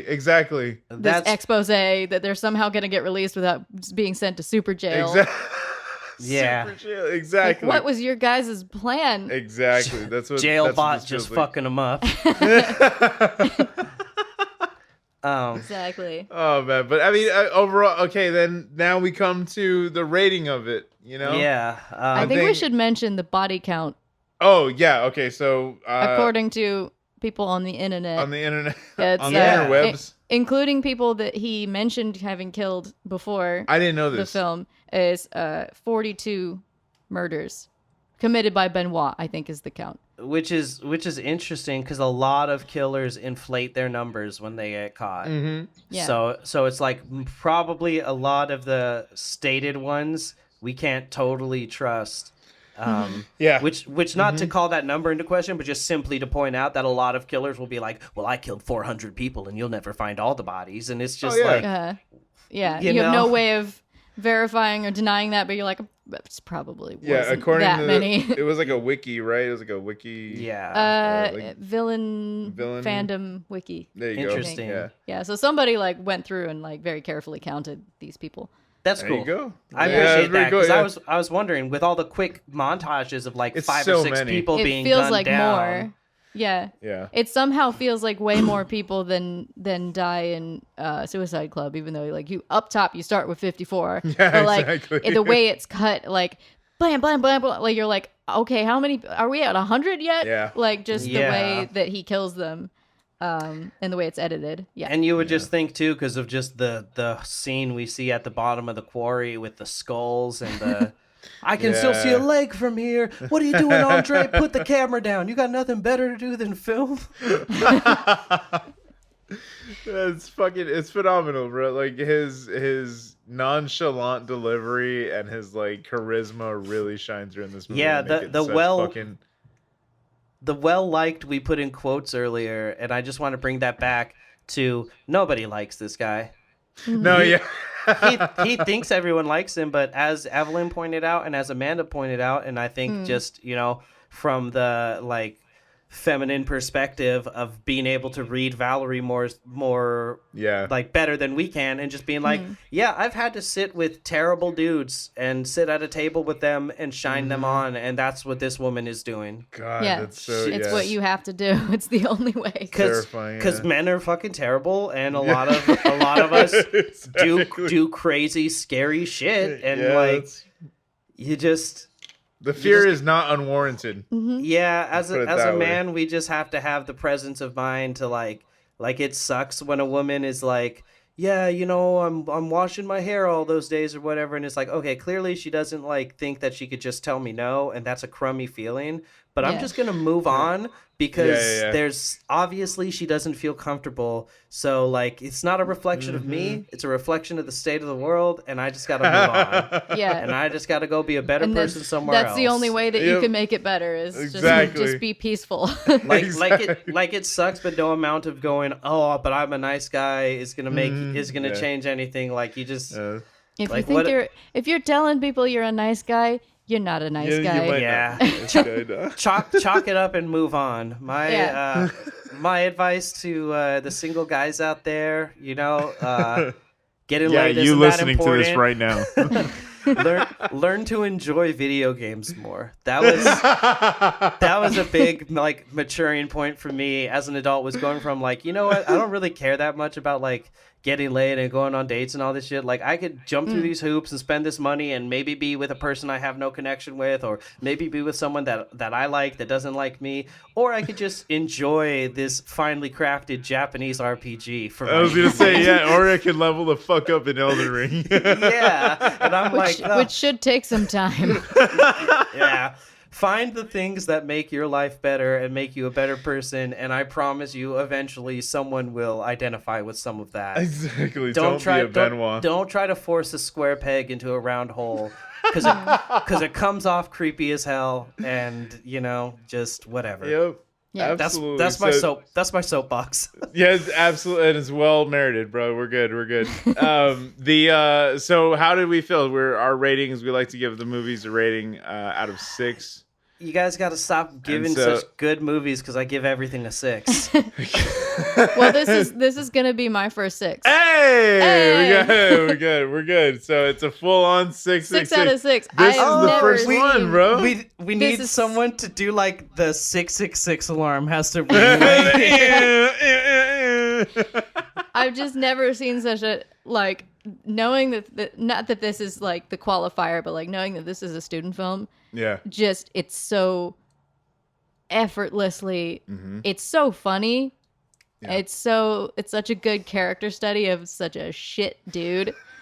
And like he should, I don't know if he won any awards, but goddamn, Yeah. like that's the role of a lifetime, and he nailed it. I'm curious to see what his career was like, because I know he's been in a bunch of movies actually. That's He was- great. he was in Yeah, a bunch of movies he's after that. amazing. I don't want to say that it's the only student film, but it's the only one that's coming to mind for me right now that doesn't like very heavily draw influences and parallels to other things, where like Tarantino's early films, like to people from France or Germany or just these European regions or even Hong Kong where he's drawing all his influences from, you'd be like, well, this is these 4 movies jammed together, which I'm not saying invalidates it, but that's just how a lot of influence works. No, it's perfectly valid, yeah. And these dudes just made a totally like new thing. Like you said, like Cannibal Holocaust exists, but it's not this. It's not the same thing. Yeah. No, absolutely not. Like this just has that way of blurring those lines even harder of like reality and fiction. Yeah, where I could believe that they didn't even know about that movie or that they didn't even knowingly draw it as an influence. Yeah, like, exactly. It doesn't really do, except for the part where he straight up says, hey, this film where like this happens, which that seems more meta than anything. That just seems like like he seems like the type of pretentious fuck that would say that in any like random situation, because again he knows a few famous names. Exactly. So this brings me to my question for the pod, which let's do it. I know will apply to Evelyn and myself, but I think will apply to you as well. Okay. What is a student film that you have made? Because this is a student film. What is like a student film or like a music video or like something that you've made that, just to sort of compare and contrast what these guys made as opposed to like what would be more typical. For me. I wanted to go to film school, but it was just far too expensive, and I really took film classes in high school. So for me, what I had technique wise and mentally and technology wise was probably lesser than what Evelyn might have used. But when I was in high school, we made a film that was about I starred in it. And basically, it was just like a high school love triangle that ended with me just getting beaten to death by this girl's boyfriend. And that was like the end of the movie was like me just giving the having fake blood in my mouth and like just being beaten on camera to death. Yeah. Nice. So not high art. Not high art at all. You gotta try it. If you feel compelled to do it, you may as well do it. That disgusting cornstarch taste of the fake blood. Oh yeah. Yep. Yeah. The motherfucker is so wheat, son. It's not good. I don't like it. Well, go ahead. I also did not go to film school, but in learning the process, like I had made a lot of little music videos and short pieces with my husband, who's also runs a production company. Dad of the pod. Dad, by the way. Pod dad. Is he like trained? Did he go to film school or did he also? He studied photography. Interesting. Yeah. In college, he studied photography. That's awesome. When he's now a director of photography, so like he gets lighting, and he just translated that over to film. But before we moved to LA, we shot, as I would call it, our film school. We shot a feature film, and it's a zombie film.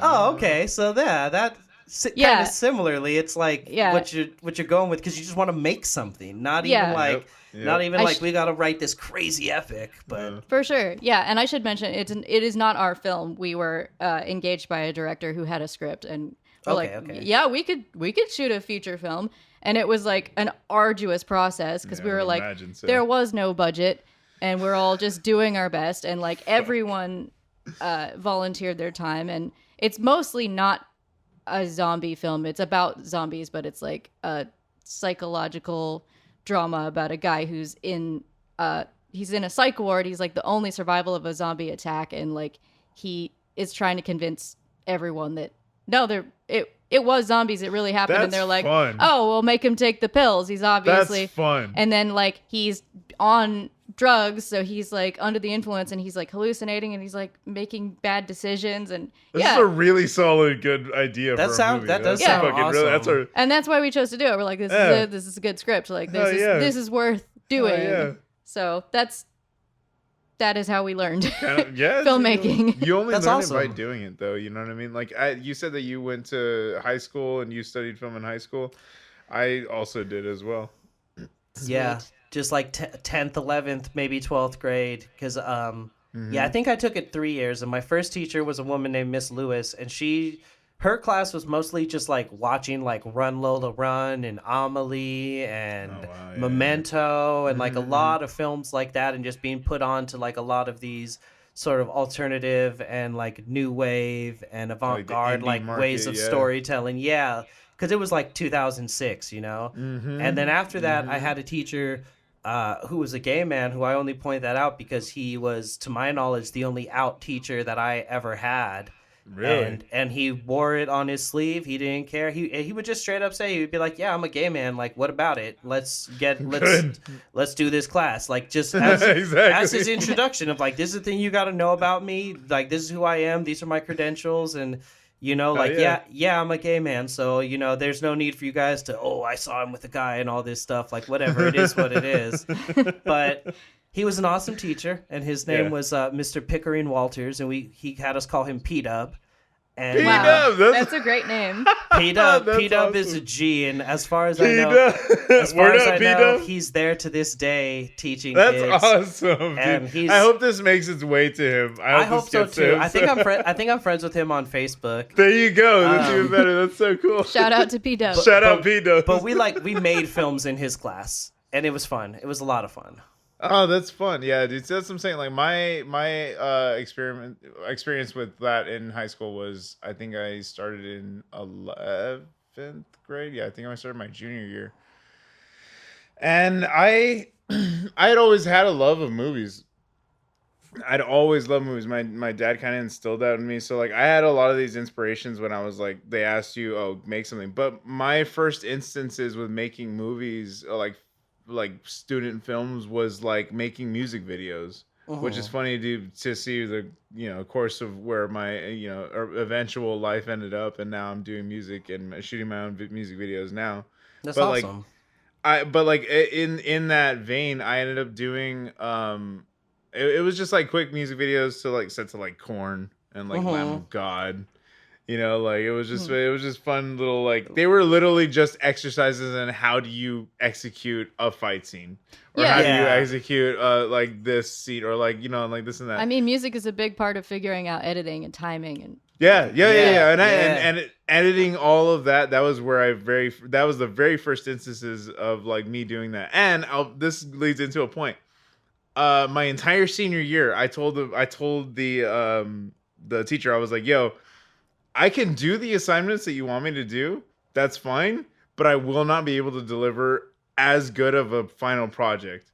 So I told him. So I was like, "I need you to trust me. It's a bit of a gamble. I'm going to make a documentary." And he was like, like whatever. And I was like, all I had was a shitty little camcorder, and I had a photographer who was willing to take the pictures. So I was like, okay, cool.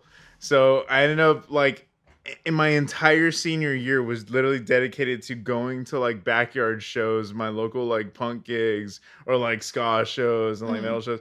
And like I was taking my camera and just filming everybody and this and that, documenting everything. And then I would interview friends about like how their, experience was in the scene. Yeah. Bands I was doing, like, and we had legit really good photography too. Like the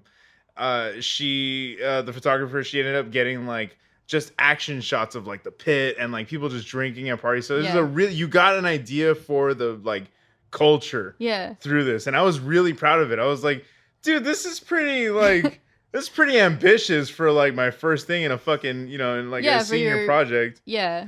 I ended up pulling it off, and it was almost 40 minutes long. It was almost 40-minute fucking documentary. I pulled it off. I had, tons of interviews in there. I actually really have to go back and watch it. I remember watching it not long ago and being like, it's not that bad. Have you talked to Nick Cavalier about that? I think that's like pretty much his path to being. Oh, really? He's a buddy of ours who's like a professional level documentary excellent director. Filmmaker. Like Excellent that was what he was doing in school. That's like funny, just dude. like hanging out with his music friends. And just imagine what would have happened if I only applied myself. Well, you're in music and he's in film only. Yeah, that's true. Yeah, but like, that whole the like experience. They're all connected. Yeah, the experience really just did teach me to like, just work with what you got. Like how these filmmakers did it. It's just like, work with what you have and just do the best you can with that. And so I did like the voiceover and all that stuff. Like it felt like a legit, I was like drawing from an actual like documentary, like format. Yeah. You know what I mean? Like everything felt like it. So I was like doing the work, and like then here's the comedic element that is my life. While I'm screening it for everybody in the class, fucker falls asleep.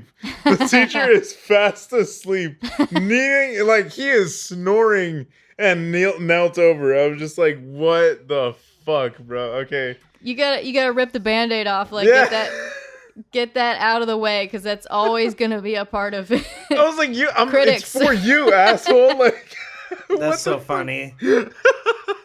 But yeah, anyway, taking all that, but into context, I really did. That's why I like this movie so much, is because the fact that it is a student film, you do feel that in some regard, but you don't see the normal like seams that you do within like the imperfections or the flaws. It's very fluid. Yeah, exactly. Like Yeah. this feels like a fully realized body of art. And it's interesting how it's like the fictional Remy and Andre are just lazy nothing artists, but the actual Remy and Andre created this like vibrant, living, breathing piece of art that like has so much to say, and that one of its main like things that it says is that you can like very easily be one of these people who believe that they're creative but like truly aren't. And it's like you see the same thing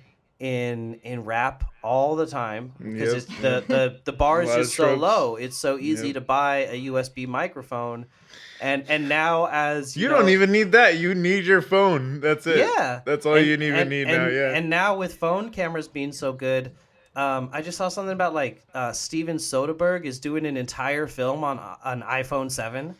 That's just like a self-imposed challenge he's doing. Would.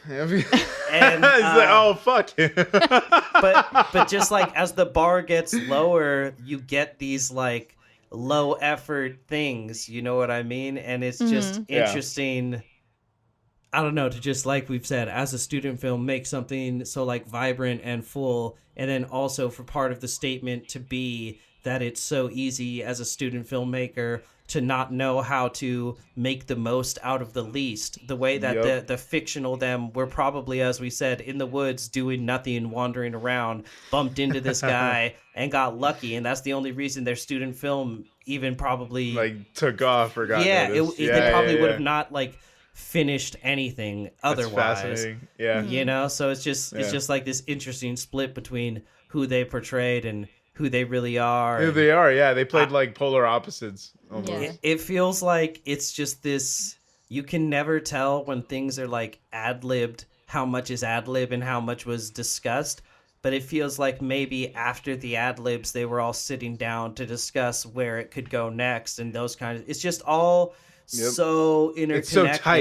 It's so tight. It's such a fucking tight script. Like, it's ridiculous. The movie's absolutely fucking phenomenal. I mean, we've already done our spiel on it. I think now it's just gonna be left up to the audience to fucking let us know what you think of this one. Please do. We actually now we have we're in the big kids club now. We got our socials set up and everything. That's right. We out here. We are fully out here. We are on Instagram at The Devil's Work Pod, and on Facebook at The Devil's Work Podcast. Yes. Just look for us, tag us on posts. You know, if you're watching something fucked up, we want to hear about it. We want to know. We want to feel your reactions to these ones as well. So, because it's the reason why we started this is that we want to kind of bring these lesser known horror gems to the forefront and be like, yo, like why is nobody talking about these? Like, that's kind of the question that kind of came up when we even started like talking about doing this show, was like, nobody seems to be talking about these fucked up movies, and like, why is that? It's interesting too, because again, another like parallel to Suicide Club is like, I have a hard time classifying a thing where it's just about a person as a horror movie, but these like metatextual sort of thrillers where the statement is not about these individual people, but more so about like society, and where it's like sort of the supernatural force at play is just like this sick, disgusting, privileged like luck or fate that leads to this guy going on this rampage for so long. He's so sloppy in so many ways, and when when we go back to the hideout, all the bodies are still there. Yeah. Yeah, exactly. They're just strewn out over the place. And it's just So good. It's just like mind blowing that it really took a neck brace for this to take guy. this asshole down. Yeah, when it's just like it's just such luck. There's an irony to that because like he gets taken out by someone punching him, but if any of his victims had been able to punch him, I guess that would have done it. Yeah, exactly. And it just goes to show that's why he targets the weak and the sick and the less privileged than him, because it's like, I don't know, it just creates those power structures where it's like a person who's immigrated there, and like, let's not mince words, like France overall culturally has a big issue with racism, especially in regards to like Muslim people or people they perceive as Muslim. Yeah. And so it would be very easy to see how from like his like immigrant or victim of colors, type of pool of people, that they would have these thoughts of like, well, who's going to believe me even that this white guy tried to get me? Exactly. And that's why I think the title of It Happened in Your Neighborhood is so succinct. Like it's pretty on the nose, but like it actually makes sense. Yeah. Is this meant to take place? Is this supposed to be in like further back in the 60s, or is this like happening at the same time as Lahane? There's no really like time frames with this, I really want to do Lahane. We got to do Lahane. Oh my God, that movie. I took it as being just modern day, as it just being contemporary to when it was made. So like early 90s, it just felt like. Yeah. Oh, I guess he picks up a cordless phone at one point. Does he? Yeah, right after he finds Valerie dead, he's like, "Oh yeah, my mom."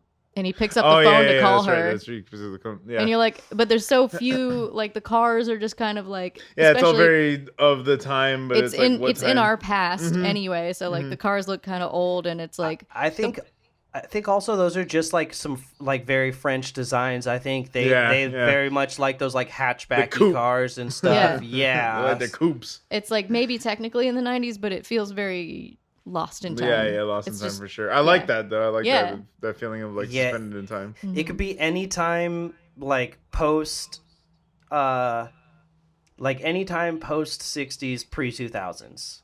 Yeah. Yep. Like for the technology to kind of catch up. It's really just that cordless phone that I guess brings it between the 80s and the 2000s. Yeah, exactly. Yeah. Well, I mean, hope you guys enjoyed this episode, man. We had a great time. This was such a fun episode. We are gonna do next week, I think. Okay, so we have been probably saying this wrong. We'll look it up. So we'll look it up. But I believe the title of it, the appropriate title is Titan. Titan. I don't believe it's Titan. Which is French for titanium. Titanium, exactly. So excuse me if that's how I've been saying it up until a week ago. Because we only talk about French films now. Literally, this is a French film podcast. Pretty much. But yeah, we're going to stay within the French realm, and we're going to get nice and fucking wacky next time, dude. Yeah. Titanium is one of my favorite movies of all time. Excited to be doing this. I can't wait for you guys to hear this one. Can't wait for you to hear the next one. Thank you guys for joining us. Come back next week. And yeah, man, join the conversation online. Fucking drop us a like, drop us a comment, tell us what you want to hear, tell us what you thought. And if you're listening to this right now on any streaming service, all you gotta do, 5-star it, like it, subscribe, all of that good stuff. any little bit helps, dude. Yeah, like and literally any bit. And you don't even have to really like type in a review if you don't feel like giving a lot of information. Like emojis, baby. Yeah, just drop some emojis in there. Give it the 5-star. You know. We just need. We're gonna throw bodies at them.